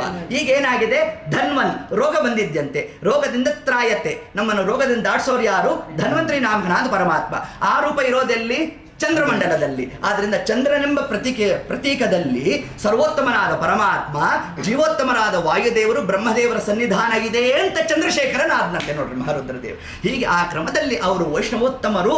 ಗಂಗಾ ಗಂಗೇತಿ ಯೋ ಭ್ರೂಯಾತ್ ಯೋಜನಾನಾಂ ಶತೈರಪಿ ಮುಚ್ಚತೆ ಸರ್ವಪಾಪೇಭ್ಯೋ ವಿಷ್ಣುರ್ಲೋಕಂ ಪ್ರಗಚ್ಚತಿ ಅಂತ. ಹೀಗೆ ಅಂತಹ ಆ ಗಂಗಾ ಸ್ಮರಣ ಮಾತ್ರೇಣ ನಮಗೆ ಅಂತಹ ಮಹತ್ತರವಾದ ಫಲ ಉಂಟು. ಯಾರು ಆ ಗಂಗೆಯ ಚಿಂತನೆಯನ್ನೂ ಮಾಡಿಲ್ಲ, ನಾಶ್ರಿತ ಸುರಪಗ. ಗಂಗೆಯ ಒಂದು ಮಹಿಮಾ ಏನು ಅಂದರೆ ತ್ರಿಪಥಗಾಮಿನಿ ಅಂತ ಗಂಗೆಗೆ ಹೆಸರು. ಯಾಕೆ? 3 ದೇವತಾ ಸರಿತ್ ಅಂತ ಇನ್ನೊಂದು ಹೆಸರು. ಆದ್ದರಿಂದ ಅಂತಹ ಗಂಗೆಯಲ್ಲಿ ಯಾರು ಒಂದಾವರ್ತಿಯೂ ಮಿಂದಿಲ್ಲ. ಇಲ್ಲಪ್ಪ ನಮ್ಗೆ ಹೋಗ್ಲಿಕ್ಕೆ ಪಗಾರಿರಲಿಲ್ಲ, ಹೋಗಲಿಲ್ಲ, ನಮ್ಮ ದೇವರಂದ ಬೇಡ ಅಂದ. ನಿನ್ನ ಮನೇನೆ ನೀನು ಅನುಸಂಧಾನ ಮಾಡೋ. ಗಂಗಾ ಗಂಗೇತಿ ಯೋ ಭ್ರೂಯಾತ್ ಯೋಜನಾನಾಂಶ ಶತೈರಪಿ ಮುಚ್ಚತೆ ಸರ್ವ ಪಾಪೇಭ್ಯೋ ವಿಷ್ಣುರ್ಲೋಕಂ ಪ್ರಗಚ್ಚತಿ. ನಾನು ನನ್ನ ಮನೇಲಿ ಕೂತ್ಕೊಂಡು ಒಂದಾವರ್ತಿ ಗಂಗಾ ಅಂತ ಸ್ಮರಣೆ ಮಾಡಿದ್ರೆ ನಾನು ಶುದ್ಧ ಆಗೋದಲ್ಲ, ಮನೇಲಿರೋರು ಶುದ್ಧರಾಗೋದಲ್ಲ. ಯೋಜನಾನಾಂಶ ಶತೈರಪಿ, ಇಡೀ ಗ್ರಾಮ ಶುದ್ಧ ಆಗುತ್ತಂತೆ. ನಾವು ನಮ್ಮ ಮನೇಲಿ ಕೂತ್ಕೊಂಡು ಒಂದಾವರ್ತಿ ಗಂಗಾ ಅಂತ ನಾವು ಸ್ತೋತ್ರ ಮಾಡಿದ್ರೆ. ಅದರಿಂದ ನಾಶ್ರಿತ ಸುರಪಗ. ಯಾರ್ಯಾರಿಗೆ ನರಕಾದಿಗಳ ದರ್ಶನ ಆ ಯಮಮಾರ್ಗದಲ್ಲಿ ಅಂದರೆ ಏತದಂಶವನ್ನು ತಾವು ತಿಳಿಸ್ತಾ ಇದ್ದಾರೆ. ಇನ್ನು ಮುಂದೆ ಪರೋಪಕಾರ ನಾಕೃತಾಹ, ಯಾರು ಪರೋಪಕಾರವನ್ನು ಮಾಡಿಲ್ಲ ಅಂಥವರಿಗೂ ಕೂಡ ನರಕಾದಿಗಳು ಅಂತ ತಿಳಿಸಿದ್ರು. ಏನು ಇಲ್ಲಿ ಗರುಡ ಪುರಾಣ ಯಾವ ಕ್ರಮದಲ್ಲಿ ತಾನು ಶಬ್ದವನ್ನು ಪ್ರಯೋಗ ಮಾಡುತ್ತೆ ಅಂತಂದರೆ ನೋಡಿ, ಇಲ್ಲಿ ನಾ ಪರೋಪಕಾರಂ ಕೃತಾಹ ಇಷ್ಟನ್ನು ಹೇಳಿದ್ರು. ನಾ ನಿತ್ಯ ದಾನಂ ಅಂದರು, ದಾನ ಮಾಡಬೇಕು ಅಂದರು. ಪರೋಪಕಾರ ಅಂದರು. ಏನು ಈ ಶಬ್ದಾರ್ಥ ಏನು ಹಾಗಾದರೆ? ಅಂದರೆ ಇಲ್ಲಿ ದಾನವನ್ನು ಕೊಡಬೇಕಾದ್ರೆ ದಾನಂ ಧ್ರುವಂ ಫಲತಿ ಪಾತ್ರ ಗುಣಾನುಕೂಲ್ಯ, ಅದು ಇಲ್ಲಿ ಮಧ್ವವಿಜಯದಲ್ಲಿ ಬರುತ್ತಿದ್ದು. ನಮಗೆ ನಮಗಿಂತ ಉತ್ತಮೋತ್ತಮ ಬ್ರಾಹ್ಮಣೋತ್ತಮರಿಗೆ ದಾನ ಕೊಡಬೇಕಂತೆ. ದಾನ ಕೊಡೋ ಪೂರ್ವದಲ್ಲಿ ಪರೀಕ್ಷೆ ಮಾಡಿ ಕೊಡಿ, ದಾನ ಕೊಟ್ಟ ಮೇಲೆ ಪರೀಕ್ಷೆ ಮಾಡಬೇಡಿ. ಇದು ಶಾಸ್ತ್ರ ತಿಳಿಸೋದು. ಇಲ್ಲಿ ನಮ್ಮನೆ ಪಕ್ಕದ ಬೀದಿಯಲ್ಲಿ ಯಾರೋ ಒಬ್ಬರು ಆಚಾರ ಗೋಶಾಲೆ ಇಟ್ಕೊಂಡಿದ್ರು. ಅವ್ರನ್ನ ಕರೆದು ಗೋದಾನ ಕೊಟ್ಬಿಟ್ರು. ದಿನ ವಾಕಿಂಗ್ ಹೋಗ್ಬೇಕಾದ್ರೆ ನಮ್ಮ ಹಸುನ ಹೇಗೆ ನೋಡ್ಕೊತಾರೆ ಅಂತ ಇಣುಕು ನೋಡೋದು. ನಮ್ಮ ಹಸು ಅಂತ ಶಬ್ದ ಬಂದ್ಬಿಟ್ರೆ ವಿತ್ತಾಪಹಾರ ದೋಷ ಬಂದ್ಬಿಡ್ತು. ಅದಕ್ಕೆ ದಾನ ಕೊಡಿಸ್ಬೇಕಾದ್ರೆ ಏನು ಅಂದಿರ್ತಾರೆ? ನಮಮ ನಮಮ. ಒಂದು ದಾನಕ್ಕೆ ಮಾತ್ರ ನಮಮ ಇಲ್ಲ, ಕನ್ಯಾದಾನಕ್ಕೆ. ಕನ್ಯಾದಾನ ಮಾಡಿದ್ರು ಕೂಡ ನಮಮ ಹೇಳಿಸಲ್ವಂತೆ. ಅಲ್ಲಿ ಆ ಹೆಣ್ಮಗಳ ಮೇಲೆ ಅಧಿಕಾರ ಇದ್ದೇ ಇರುತ್ತಂತೆ ನೋಡ್ರಿ. ಹೌದಾ? ನೋಡಿ, ಅದೊಂದಕ್ಕೆ ಮಾತ್ರ ನಮಮ ಇಲ್ವಂತೆ, ಇನ್ನೆಲ್ಲದಕ್ಕೂ ನಮಮ ಹೇಳ್ಬಿಡ್ತಾನಂತೆ. ಆದ್ದರಿಂದ ಹೀಗೆ ಆ ಕ್ರಮದಲ್ಲಿ ಅಳಿಯ ನೋಡ್ಕೊಂಡಿಲ್ಲ. ನೋಡಿ, ದಾನ ಕೊಟ್ಟಿದ್ದಾಯ್ತೋ ಇಲ್ವೋ, ನೀವ್ಯಾಕೆ ಬನ್ರಿ ಅಂತ ಅಂದ್ಬಿಟ್ರೆ ಅಳಿಯ ಅದಕ್ಕೆ ನಮಮ ಹೇಳಿಸ್ಲೇ ಇಲ್ವಂತೆ. ಅಲ್ಲಿ ಎಷ್ಟು ಶಾಸ್ತ್ರ ಸೂಕ್ಷ್ಮ ನೋಡ್ರಿ ಅದು. ಆದ್ದರಿಂದ ಆ ಕ್ರಮವನ್ನು ನಮಗಿಲ್ಲಿ ತಿಳಿಸ್ತಾ ಒಟ್ಟಾರೆ ದಾನವನ್ನು ಕೊಡಬೇಕಾದ್ರೆ ದಾನಂ ಧ್ರುವಂ ಫಲತಿ ಪಾತ್ರ ಗುಣಾನುಕೂಲ. ಉತ್ತಮೋತ್ತಮರಿಗೆ ನಾವು ದಾನ ಕೊಡಬೇಕಂತೆ. ದಾನ ತಗೊಳ್ತಕ್ಕಂಥ ಬ್ರಾಹ್ಮಣನ ಲಕ್ಷಣ ಏನು ಅಂತಂದರೆ ಅದನ್ನು ನಮಗೆ ತಿಳಿಸ್ತಾರೆ. ಯಾವುದೇ ದಾನದ ಪದಾರ್ಥವನ್ನು ಕೊಡಬೇಕಾದ್ರೆ ನೀವು ಕೊಡೋ ಕಾಲಕ್ಕೆ ಬ್ರಾಹ್ಮಣ ಹ್ಯಾಕ್ ಸ್ವೀಕಾರ ಮಾಡಬೇಕು. ನೀವು ಯಾವುದೋ ಗ್ರಂಥ ದಾನ ಮಾಡ್ತಿದ್ದೀರಿ ಅಂತ ಅಂದ್ಕೊಳ್ಳೋಣ, ಅಥವಾ ಯಾವುದೋ ಒಂದು ಪದಾರ್ಥ ಕೊಡ್ತಾ ಇದ್ದೀರಿ, ಹೀಗಿಸ್ಕೊಳ್ಳೋದು ಹಂಗಲ್ಲ ಅಲ್ಲ. ಅಂಗೈಯನ್ನು ಚಾಚಬೇಕು, ಅಂಗೈ ಮೇಲೆ ಪದಾರ್ಥ ಇಡಬೇಕು, ಅದನ್ನು ನಾವು ಹೀಗೆ ಸ್ವೀಕಾರ ಮಾಡಬೇಕು. ಇದು ದಾನವನ್ನು ಸ್ವೀಕಾರ ಮಾಡುವ ಲಕ್ಷಣ. ಯಾಕೆ ಅಂಗೈಯನ್ನೇ ಚಾಚಬೇಕು ಅಂದರೆ, ನೀವು ಈಗ ನನಗೆ 100 ರೂಪಾಯಿ ಕೊಟ್ಟಿದ್ದೀರಿ ಅಂತಂದರೆ ಬರೀ 100 ರೂಪಾಯಿ ಇಲ್ಲ, ನಿಮ್ಮ 100 ರೂಪಾಯಿಯಷ್ಟು ಪಾಪ ನಮ್ಮದೇ ಪಾಪ ಕೂತಿದೆ. ಇನ್ನು ನಿಮ್ಮ ಪಾಪ ಬೇರೆ ನಾನು ತಗೊಂಡ್ರೆ ನಾನು ಅಯ್ಯೋ ಪಾಪ ಆಗಬೇಕಾಗತ್ತೆ. ಹೌದು ಇಲ್ವೋ? ಅಗಾದ್ರೆ ಸಂಭೇದನ ದೃಷ್ಟಿವಜ್ರ. ನನ್ನ ಪಾಪಗಳೇ ಆ ಅಘವೇ ದೊಡ್ಡ ಪರ್ವತೋಪಾದಿ ಕೂತಿದೆ. ಇನ್ನು ಅದರಲ್ಲಿ ಇನ್ನೊಬ್ಬರು ಪಾಪ ಬೇರೆ ತಗೊಂಡ್ಬಿಟ್ರೆ ನಮ್ಮ ಕಥೆ ಏನಾಗಬೇಕು ಅಂತಂದರೆ ಅದಕ್ಕೆ ಶಾಸ್ತ್ರ ಹೇಳ್ತು, ಏನಿಲ್ಲೋ ಸ್ವೀಕಾರ ಮಾಡಬೇಕಾದ್ರೆ ಅಂಗೈಯನ್ನು ಚಾಚು ಅಂತಂದರೆ ಅದು ಯಾರಿಗೆ? ಬ್ರಾಹ್ಮಣನಾದವನಿಗೆ ಮಾತ್ರ ಕೊಟ್ಟಿರ್ತಕ್ಕಂತಹ ಲಕ್ಷಣ. ಅದು ಯಾವುದು? ದಾನವನ್ನು ಸ್ವೀಕಾರ ಮಾಡಲಿಕ್ಕೆ. ತಗೋಬೇಕಾದ್ರೆ ಅಂಗೈಗೆ ಇಡಬೇಕು. ಯಾಕೆ ಅಂಗೈಗೆ ಇಡಬೇಕು ಅಂತಂದರೆ ಅಂಗೈಯಲ್ಲಿ ಯಾರಿರ್ತಾರೆ? ಅಗ್ನಿದೇವರು ಇರ್ತಾರೆ. ಹೌದಾ? ಹಾಗಾದ್ರೆ ಹುಟ್ಟಿದಂಥ ಎಲ್ಲ ಬ್ರಾಹ್ಮಣ ಯಾವುದೋ ಕ್ಲಬ್ಬಲ್ಲೋ ಗಿಬ್ಬಲ್ಲೋ ಕೂತಿದ್ದ, ಮಾನ್ಯ ದಿವಸ ಬಂದ ದಾನ ತಗೊಂಬಿಟ್ಟ, ಹಾರ ಉನ್ ಕೈಲಿ ಅಗ್ನಿ ಇರತ್ತಾ? ಅಲ್ಲ, ಹಂಗೆಲ್ಲ ಹೇಳಿದ್ದು. ಅಗ್ನಿ ಈಗ ಹೋಮದ ಕುಂಡ ಇದೆ, ಇದೇ ನಮ್ಮ ಹಸ್ತವೇ ಹೋಮದ ಕುಂಡ. ಹೋಮದ ಕುಂಡ ಇದೆ ಅಂದ ಮಾತ್ರಕ್ಕೆ ಹವಿಸ್ಕೊಡ್ಲಿಕ್ಕೆ ಬರೋಲ್ಲ, ಅಗ್ನಿ ಸ್ಥಾಪನೆ ಆಗಬೇಕು. ಅಗ್ನಿ ಸ್ಥಾಪನೆ ಆಗಬೇಕಾದರೆ ಅಗ್ನಿ ಪ್ರತಿಷ್ಠಾಪನೆ ಹೇಗೆ? ಇಲ್ಲಿ ಶಾಲಗ್ರಾಮ ಶಿಲಾ ಸ್ಪರ್ಶದಿಂದ. ಸುಮ್ಮನೆ ಒಂದು ಶಾಲಗ್ರಾಮ ಶಿಲಾ ಸ್ಪರ್ಶ ಮಾಡಿದ್ರೆ ಅಗ್ನಿ ಉತ್ಪತ್ತಿ ಆಗ್ತಾನಂತೆ ನೋಡ್ರಿ. ಈಗ ಅಗ್ನಿ ಪ್ರಜ್ವಲಿಸ್ತಾ ಇದ್ದಾನೆ. ಈಗ ನೀವು ಹೋಮವನ್ನು ಮಾಡಬೇಕಾದ್ರೆ ಅಗ್ನಿಯನ್ನು ತರ್ತಾರೆ, ಶ್ರೋತ್ರೇಗಾರಾತ್. ಹೌದಾ? ನಿರ್ಧೂಮಂ ಅಗ್ನಿಂ ಆವೃತ್ಯ. ಅಗ್ನಿಯನ್ನು ತರ್ತೇವೆ, ಪ್ರತಿಷ್ಠಾಪನೆ ಮಾಡ್ತೇವೆ. ಆ ಅಗ್ನಿ ಉರಿತಾ ಇರಬೇಕಾದ್ರೆ ಏನು ಮಾಡಬೇಕು? ಆಜ್ಯ ಹವಿಸ್ಸನ್ನು ಹಾಕಬೇಕು, ತುಪ್ಪವನ್ನು ನಾವು ಸ್ವಾಹಾಕಾರ ಕೊಡಬೇಕು. ಅದರಂತೆ ಇಲ್ಲಿ ಯಾವ ಆಜ್ಯ ಹಾಕಬೇಕು? ಗಾಯತ್ರಿ ಮಂತ್ರವೆಂಬ ಆಜ್ಯವನ್ನು ಹಾಕಬೇಕಂತೆ. ಇಲ್ಲಿ ಅಗ್ನಿ ಸ್ಥಾಪನೆ ಆಗಬೇಕಾದ್ರೆ ಶಾಲಗ್ರಾಮ ಪೂಜೆ ಮಾಡಬೇಕು. ಇನ್ನು ಆ ಅಗ್ನಿ ಪ್ರಜ್ವಲಿಸ್ತಾ ಇರಬೇಕಾದರೆ ನಾವು ಗಾಯತ್ರಿ ಮಂತ್ರವೆಂಬ ಘೃತವನ್ನು ಇಲ್ಲಿ ಹವಿಸ್ಸಾಗಿ ಕೊಡಬೇಕು. ಕೊಟ್ಟಾಗ ಏನಾಗುತ್ತೆ, ಎಷ್ಟು ನೀವು ಹವಿಸ್ ಹಾಕ್ತಾ ಇರ್ತೀರೋ ಅಷ್ಟು ಅಗ್ನಿ ಮೇಲಕ್ಕೆ ಬಂದಿರುತ್ತೆ. ಹೌದಾ? ಹೀಗೆ ನಾವು ಒಂದು ದಾನ ತಗೊಂಡೆ ಅಂದರೆ ಜ್ವಾಲೆ ಇಷ್ಟಿದ್ರೆ ಇಷ್ಟು ಬಂತು. ಪುನಃ ಇವನು ಜಪ ಮಾಡಿದ್ರೆ ಅಗ್ನಿ ಮೇಲಕ್ಕೆ ಹೋಗುತ್ತೆ. ಅವತ್ತೆಲ್ಲ ಮಾಡಿದ್ನಲ್ಲ ಅಂತ ಬಿಟ್ಟರೆ ಇನ್ನೊಂದು 5 ಸತಿ ತಗೊಂಡ್ರೆ ಅಗ್ನಿ ಏನಾಯಿತು, ಶಾಂತ ಆಗುತ್ತೆ. ಆದ್ದರಿಂದ ಗಾಯತ್ರಿ ಜಪವನ್ನು ಮಾಡಿರಬೇಕು. ಇನ್ನು ಇನ್ನೊಬ್ಬನ ಪಾಪ ನನಗೆ ದ್ರವ್ಯ ರೂಪೇಣ ಸ್ಪರ್ಶ ಆಯ್ತಲ್ಲ ದೇಹಕ್ಕೆ, ಹಾಗಾದರೆ ದಾನ ತಗೊಂಡ ಮೇಲೆ ಸ್ನಾನ ಮಾಡಬೇಕಾ? ಯಾಕೆ ಇನ್ನೊಬ್ಬನ ಪಾಪ ನನ್ನ ದೇಹಕ್ಕೆ ಸ್ಪರ್ಶ ಆಗಿದ್ದರಿಂದಾಗಿ ಅಂದರೆ ಎಲ್ಲೋ ಶಾಸ್ತ್ರದಲ್ಲಿ ನೀನು ದಾನ ತಗೊಂಡ್ಮೇಲೆ ಸ್ನಾನ ಮಾಡು ಅಂತ ಹೇಳಲೇ ಇಲ್ಲ. ಯಾಕೆ ಹೇಳಲಿಲ್ಲ ಅಂತಂದರೆ ಶಿಖೆ ಇರಬೇಕು ಅಂತ ತಿಳಿಸಿದ್ದಾರೆ. ಶಿಖೆಯ ತುದಿಯಲ್ಲಿ ಏನುಂಟು, ಗಂಗಾ ಸನ್ನಿಧಾನ ಇದೆ. ಆದ್ದರಿಂದ ಆ ಗಂಗೆ ಏನು ಮಾಡ್ತಾಳೆ, ದೇಹವನ್ನು ಶುದ್ಧ ಮಾಡ್ತಾಳೆ. ಅಂದರೆ ಶಿಖಾ ಬ್ರಾಹ್ಮಣನ ಲಕ್ಷಣ, ಅವನು ದಾನವನ್ನು ಸ್ವೀಕಾರ ಮಾಡಲಿಕ್ಕೆ ಯೋಗ್ಯನಾಗಿದ್ದಾನೆ. ಅಂದರೆ ಇಷ್ಟು ಲಕ್ಷಣವನ್ನು ನಮಗೆ ತಿಳಿಸಿದ್ದಾರೆ. ಇದು ದಾನವನ್ನು ಕೊಡಬೇಕಾದ್ರೆ ಇಷ್ಟು ಅಂಶ. ನಾವು ಇಷ್ಟೇ ಕೇಳಿದ್ವಿ, ಹೊರಟುಬಿಟ್ವಿ. ಇಷ್ಟು ದಿವಸ ಏನು ಮಾಡ್ತಿದ್ದ ಇವನು, ಎಲ್ಲೋ ಸಿಗ್ನಲಲ್ಲೋ ಎಲ್ಲೋ ನಿಂತ ಕುಂಟನೋ ಹೆಳವನೋ ಯಾರು ಬಂದರೆ ಕಿಸೆಯಿಂದ ತೆಗೆದು ಒಂದು 10 ರೂಪಾಯಿ ಕೊಡ್ತಿದ್ದ. ಈಗ ಉಪನ್ಯಾಸದಲ್ಲಿ ಕೇಳಿದ್ದ, ದಾನಂ ಧ್ರುವಂ ಫಲತೆ ಪಾತ್ರ ಗುಣಾನುಕೂಲ್ಯ, ಅದರಿಂದ ಬರೀ ಬ್ರಾಹ್ಮಣರಿಗೆ ಮಾತ್ರ ಕೊಡಬೇಕಂತ. ಇವನು ಬಂದಿರುವನು ಬ್ರಾಹ್ಮಣ ಅಲ್ಲ, ಅದರಿಂದ ಬೇಡ ಅಂತ ತೆಪ್ಪಗೆ ಕೂತ. ಚಿತ್ರಗುಪ್ತರು ಇವನ ಮೇಲೆ ಪಾಪವನ್ನು ಹಾಕಿದ್ರು. ಏನ್ರಿ ನಿಮ್ಮ ಉಪನ್ಯಾಸ ಹಿಂಗಿದೆ, ಹಿಂಗೆ ಹೇಳ್ತೀರಾ, ಹಂಗೆ ಹೇಳ್ತೀರಾ, ಹಂಗೆ ಹೇಳಿದ್ರೆ ಹಿಂಗೆ ಹೇಳ್ತೀರಾ ಅಂತಂದರೆ ಅಲ್ಲಿ ಅವನಿಗೆ ಕೊಡಬೇಕು. ಅವನು ಯೋಗ್ಯನಾಗಿದ್ದರೆ ಆಯಿತಾ, ಕೊಡಬೇಕು. ಕೊಡೋ ಕಾಲಕ್ಕೆ ದಾನ ಅಂತ ಕೊಡಬೇಡಿ, ಧರ್ಮ ಅಂತ ಕೊಡಿ. ಅದಕ್ಕೆ ಅದರ ಹೆಸರು ಪರೋಪಕಾರ, ದಾನ ಧರ್ಮ. ಅದಕ್ಕೆ ಅವ್ರು ಕೇಳೋರು ಕೂಡ ನೋಡಿ ಸ್ವಲ್ಪ ಧರ್ಮ ಕರ್ಮ ನೋಡಿ ಅಂತಾರೆ, ಧರ್ಮ ಮಾಡಿ ಅಂತಾರೆ. ಅವ್ರು ಪೂರ್ವಿಕರು ಯಾರು ಕೇಳಿದ್ರು ಗರುಡ ಪುರಾಣ ಗೊತ್ತಿಲ್ಲ ನೋಡಿ, ಅದನ್ನ ಪರಂಪರೆ ಅಂತೂ ಬಂದು ಹೋಯ್ತು ನಮಗೆ. ಸ್ವಲ್ಪ ಧರ್ಮ ಕರ್ಮ ಕೊಡಿ, ಧರ್ಮ ಕೊಡಿ ಅಂತ ಹಿಂಗಂತ ನೋಡಿ. ದಾನ ಕೊಡಿ ಶಬ್ದವೇ ಬರೋಲ್ಲ ಅಲ್ಲಿ. ಯಾಕೆ, ದಾನ ಬ್ರಾಹ್ಮಣನಿಗೆ ಮಾತ್ರ. ಸರಿ, ಇದರಲ್ಲಿ ಫಲ ಏನೇ ವ್ಯತ್ಯಾಸ ಅಂದರೆ, ದಾನವನ್ನು ಮಾಡಿದ್ರೆ 2 ಫಲ, ಧರ್ಮವನ್ನು ಮಾಡಿದ್ರೆ 1 ಫಲ. ಈಗ ದಾನವನ್ನು ಕೊಟ್ಟಾಗ ನಮ್ಮ ಪಾಪ ಪುಣ್ಯ 2 ಸಮವಾಗಿದೆ ಅಂತಂದರೆ ಆಗ ಪುಣ್ಯ ವೃದ್ಧಿ ಆಯಿತು, ಪಾಪ ಕ್ಷೀಣಿಸ್ತು. ಆಯಿತಾ? ಪರೋಪಕಾರವನ್ನು ಮಾಡಿದಾಗ ಈಗ ಪಾಪ 50% ಇದೆ, ಪುಣ್ಯವು 50% ಇದೆ ಅಂತಂದರೆ ಪರೋಪಕಾರ ಮಾಡಿದ್ವಿ. ಒಬ್ಬ ಹೆಳವ ಬಂದ, ಒಂದು 10 ರೂಪಾಯಿ ಕೊಟ್ವಿ ನಾವು, ಪುಣ್ಯ ಎಷ್ಟಾಯಿತು, 50 ಇದೆ, 60% ಬಂತು. ಪಾಪ 50ನೇ ಇರುತ್ತೆ. ಪಾಪ ಭಸ್ಮ ಮಾಡೋಲ್ಲ ಪರೋಪಕಾರ, ಪುಣ್ಯವನ್ನು ವೃದ್ಧಿ ಮಾಡುತ್ತೆ. ಆದರೆ ದಾನವನ್ನು ಕೊಟ್ಟಾಗ ಪಾಪವೂ ಕ್ಷೀಣಿಸುತ್ತೆ, ಪುಣ್ಯವೂ ವೃದ್ಧಿ ಆಗುತ್ತೆ. ಇದೇ ಆ ದಾನಕ್ಕೂ ಧರ್ಮಕ್ಕೂ ಇರತಕ್ಕಂತಹ 2 ಮನೆಯಲ್ಲಿರಬೇಕಯ್ಯ, ದೊಡ್ಡ ಸಂಗತಿ ಬರುವೋ ತನಕ ಅಂತ ಪುರಂದರದಾಸರು ತಿಳಿಸ್ತಾರೆ ನಮಗೆ. ಜಯವದೆ ಈ ಮನತನಕ್ಕೆ ಬಿಡು ಬಿಡು ಬಿಡು ಬಿಡು ಮನ ಸಂಶಯವ ಅಂತ ಒಂದು ಬುಡುಬಡಿಕೆ ಹಾಡು. ಅದರಲ್ಲಿ ಗರುಡ ಪುರಾಣದ ಅಂಶವನ್ನು ತಗೊಂತಾರೆ. ದಾನದ ಕೈಯ ತೋರಿಸಬೇಕು, ಅದರಿಂದ ನದಿಯ ದಾಟುತಿಯಪ್ಪ. ಜಯವದೆ ಈ ಮನತನಕ್ಕೆ ಬಿಡು ಬಿಡು ಬಿಡು ಬಿಡು ಮನ ಸಂಶಯವ. ಶುಕನೆಂಬ ಹಕ್ಕಿ ಹೇಳುತ್ತದಪ್ಪ, ಜಗವೆಂಬೋ ಗಿಡ ಹುಟ್ಟೈತಣ್ಣ ಅಂತ ಭಾರೀ ದೇವರನಾಮ ಅದು. ಆ ದೇವರನಾಮದಲ್ಲಿ ಇಷ್ಟು ಅಂಶವನ್ನು ನಮಗೆ ತಿಳಿಸ್ಕೊಟ್ಟಿದ್ದಾರೆ. ಆದ್ದರಿಂದ ನಾ ಪೂಜಿತ ವಿಪ್ರಗಣ ಸುರಪಗ ನಾಶ್ರಿತ ಇಷ್ಟು ಅಂಶವನ್ನು ಕೂಡ ಯಮದೂತರು ಆ ಜೀವನಿಗೆ ಕ್ರಂದಂತಿ, ಯಾರು ಅಳ್ತಾ ಇರ್ತಾನಲ್ಲ ಅವನು ಹೇಳ್ತಾನಂತೆ, ಯಾಕಿಷ್ಟು ದುಃಖ ಗೊತ್ತಾ ನಿನಗೆ, ನಾ ಕೃತೋ ಪರೋಪಕಾರ, ನೀನು ಪರೋಪಕಾರವನ್ನು ಮಾಡಿಲ್ಲ. ನಾ ಪೂಜಿತ ವಿಪ್ರಗಣ, ನಾಶ್ರಿತ ಸುರಪಗ, ಗಂಗೆಯಲ್ಲಿ ಸ್ನಾನ ಮಾಡಿಲ್ವಲ್ಲೋ, ಗಂಗಾ ಸ್ಮರಣೆಯನ್ನು ಮಾಡಿಲ್ವಲ್ಲೋ, ಆದ್ದರಿಂದ ನೋಡಿ ಇಷ್ಟೆಲ್ಲ ದುಃಖ ನಿನಗೆ ತಿಳಿಸಿದ್ದಾರೆ. ನಾ ಕೃತಃ ಪರೋಪಕಾರ. ಇದಕ್ಕೆ ಶ್ರೀಮದ್ ಆಚಾರ್ಯ ಕೃಷ್ಣಾಮೃತ ಗೀತಾ ತಾತ್ಪರ್ಯದಲ್ಲಿ ಒಂದು ಮಾತನ್ನು ಹೇಳ್ತಾರೆ, ನಾನಾ ಜನಸ್ಯ ಶುಶ್ರೂಷಾ ಅಂತ ತಿಳಿಸ್ತಾರೆ. ಅದು ಯಾರಾದರೂ ಆಗಿರಲಿ, ವರ್ಣಾಶ್ರಮದಲ್ಲಿ ಅವನು ಮ್ಲೇಚ್ಛನಾಗಿರಲಿ, ಶೊಪಚನಾಗಿರಲಿ, ಆಪತ್ತನಲ್ಲಿದ್ದಾನೆ ಅಂದರೆ ಅವನು ಸಹಾಯ ಮಾಡು ಅಂತ ಹೇಳ್ತಾರೆ ಶ್ರೀಮದಾಚಾರ್ಯರು.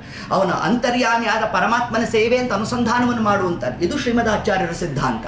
ಹೀಗೆ ಆ ಕ್ರಮವನ್ನು ನಮಗೆ ಹೇಳ್ತಾ ಇನ್ನು ಮುಂದೆ ನಾ ನಿತ್ಯದಾನಂ ಅಂತಂದ್ರೆ, ಇದೇನ್ರಿ ಇಷ್ಟೊತ್ತು ಸರಿ ಇತ್ತು ಉಪನ್ಯಾಸ.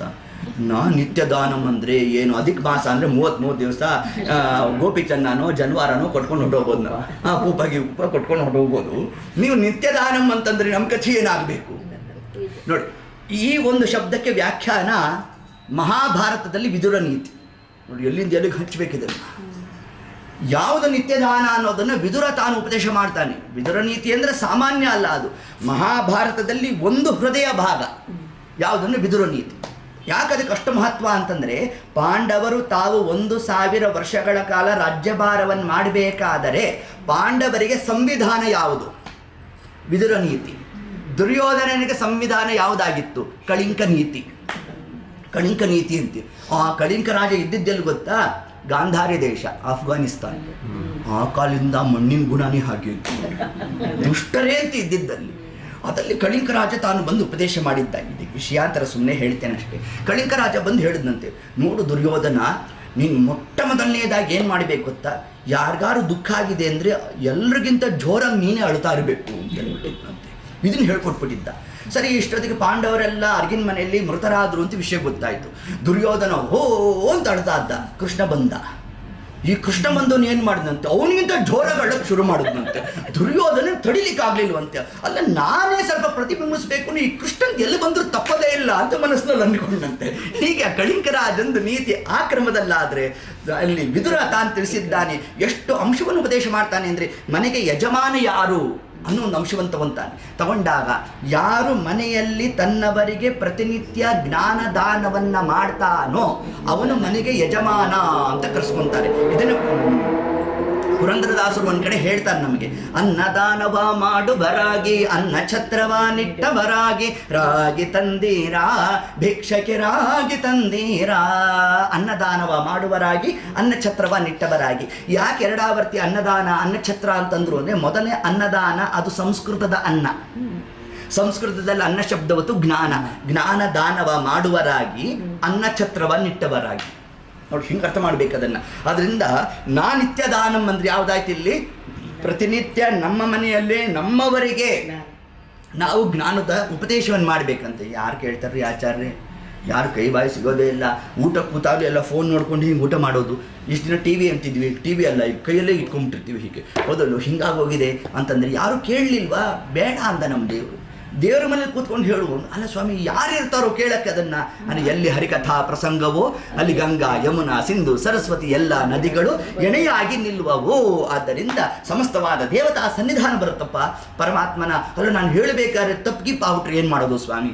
ಬಾಲಕನ ಕಲಭಾಷೆ ಕೇಳಿ ಜನನಿಯು ಸುಖ ಪಡುವಂತೆ ಅಂತ. ಹೀಗೆ ಮಗುವಿನ ಮಾತನ್ನು ಕೇಳಿ ತಪ್ಪು ಮಾತಾಡಿದ್ರೂ ಕೂಡ ತಾಯಿ ಆದವಳಿಗೆ ಹೇಗೆ ಆನಂದ ಆಗುತ್ತೋ, ಅದರಂತೆ ಇಲ್ಲೂ ಕೂಡ ನಾವು ಹೇಳ್ತಕ್ಕಂಥ ಕ್ರಮದಲ್ಲಿ ಸ್ವಲ್ಪ ದೋಷ ಇದ್ದರೂ ಕೂಡ ಪರಮಾತ್ಮ ತಾನದನ್ನು ದೋಷವನ್ನು ಎಣಿಸದೆ ಅದರಲ್ಲಿರ್ತಕ್ಕಂತಹ ಪ್ರಯತ್ನವನ್ನು ಮಾತ್ರ ಪರಮಾತ್ಮ ತಾನು ಅನುಗ್ರಹವನ್ನು ಮಾಡ್ತಾನೆ.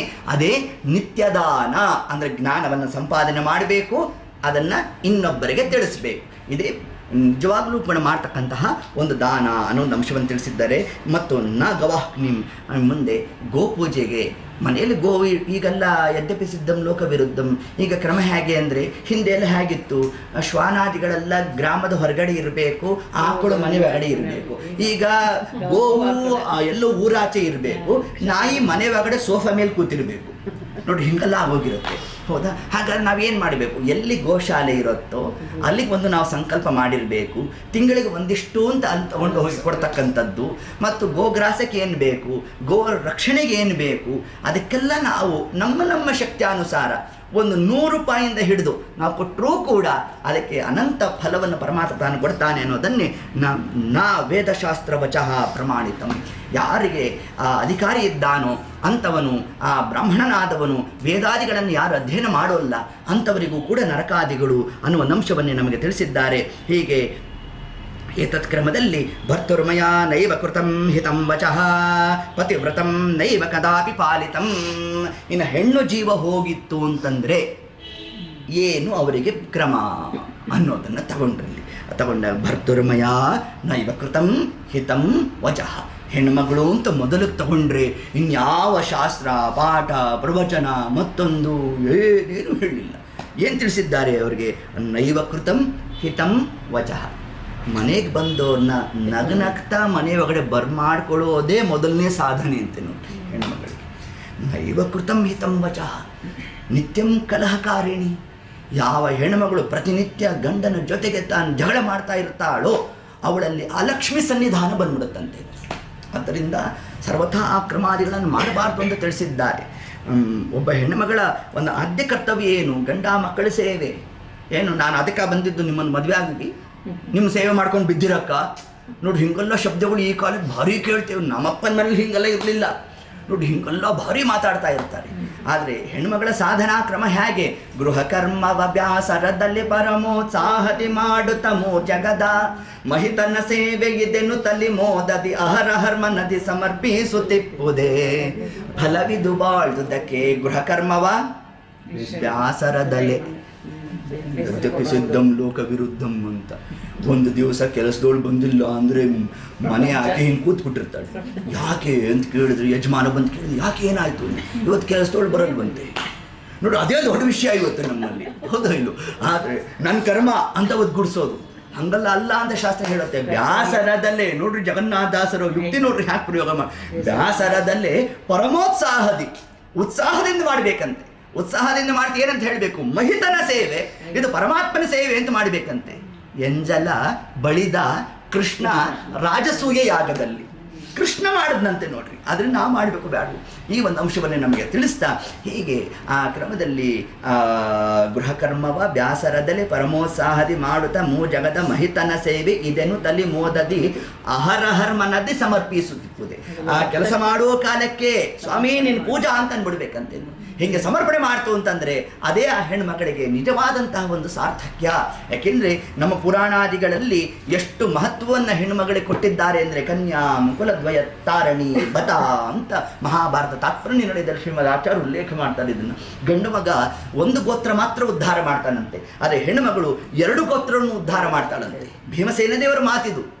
ಆ ಬಕಾಸುರನ ಬಳಿಗೆ ಹೋಗಬೇಕಲ್ಲ, ಹೋಗೋ ಕಾಲಕ್ಕೆ ಅವ್ರು ಯಾರ ಬ್ರಾಹ್ಮಣರ ಮನೆಯಲ್ಲಿ ಬಿಡಾರವನ್ನು ಹೂಡಿದ್ರೋ ಅವ್ರ ಮೇಲೆ ನಾನು ಹೋಗ್ತೇನೆ ಅಂತ ಜಗಳ ಅಂತೆ.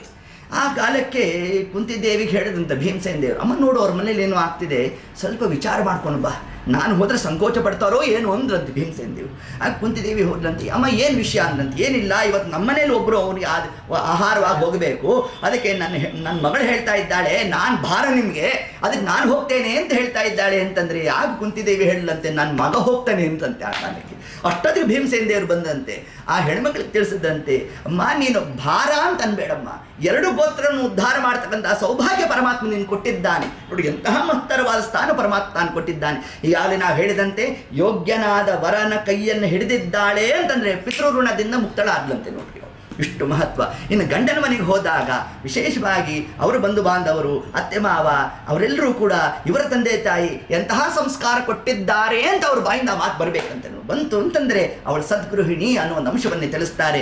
ಇಲ್ಲ ಅದಕ್ಕೆ ವ್ಯತಿರಿಕ್ತವಾಗಿ ಅತ್ತೆ ಮಾವನ ಬೈಯುವುದಿಲ್ಲಿ, ನಿನ್ನ ಕತ್ತು ಗರಗಸದಲ್ಲಿ ಕೊಯ್ವಾರಲ್ಲಿ, ಅತ್ತೆ ಮಾವನ ಸೇವೆ ಇಲ್ಲಿ, ಉತ್ತಮ ಪತಿವ್ರತೆ ಎಂಬುವರೋ ಅಲ್ಲಿ.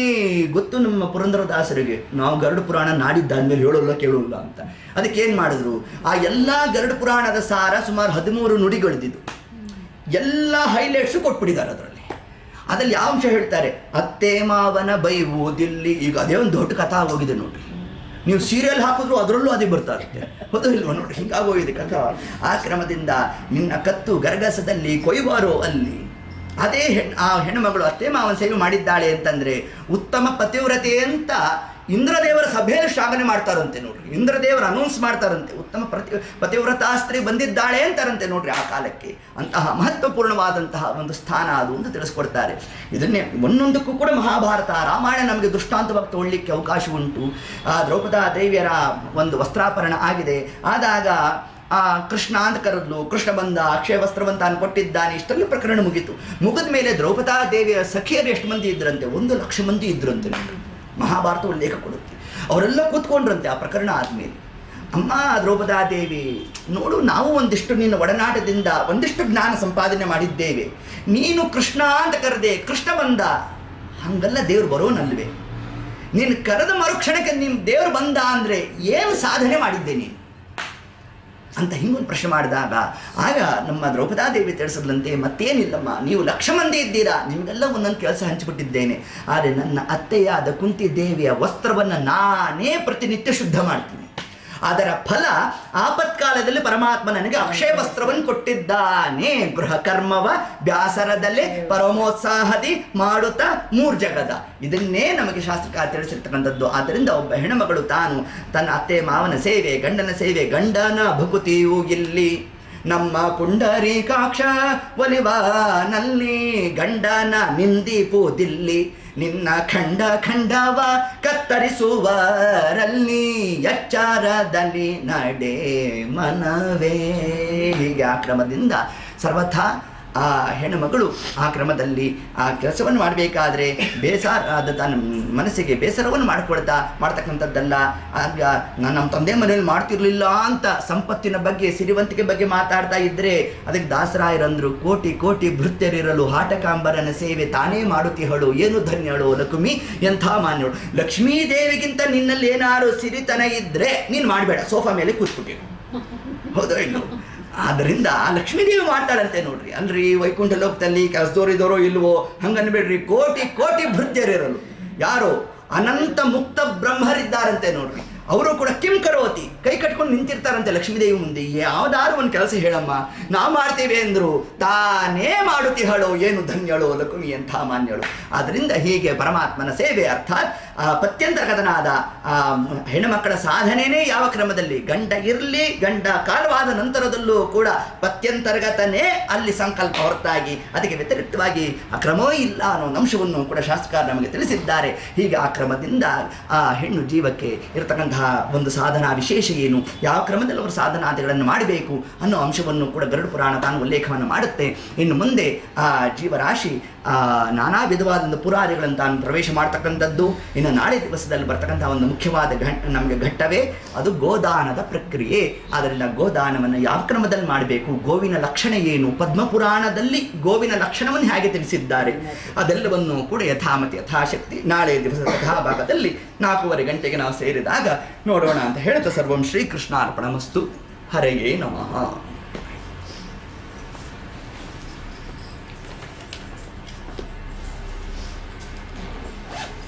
ಪ್ರಶ್ನೆ ಕೇಳ್ಬೋದಾ? ಹಾಂ ಕೇಳಿ. ಈ ಉಂಗುಟ ದೇಹ ಮತ್ತು ಪಿಂಡಜ ಮತ್ತು ಯಾತನಾ ಶರೀರ ಬಂದಾಗ ಈ ಇದ್ರ ಪ್ರಕಾರ ಹೇಳೋದು ಕಾಗ್ನಿಷನ್ ಹೆಂಗಿರುತ್ತೆ ಅಂದರೆ ಅದಕ್ಕೆ ನಾವು ಹೇಳಿದ್ದೆ ಅರ್ಥ ಆಗುತ್ತೆ ಅಂದರೆ ಇವಾಗ ಹತ್ರ ಸ್ನಾಹಿ ಹತ್ರ ಪಿಬ ಹತ್ರ ಭುಂಕ್ಷ್ಮ ಅಂತ ಹೇಳ್ತೀವಿ, ಅದು ಹೇಗೆ ಅದು ಜೀವಕ್ಕೆ ಗೊತ್ತಾಗುತ್ತೆ? ಅದು ಅಂದರೆ ಲ್ಯಾಂಗ್ವೇಜ್ ಏನಾದರೂ ಇದಿರುತ್ತಾ ಆ ಥರ ಹೆಂಗೆ ವರ್ಕ್ ಆಗುತ್ತೆ?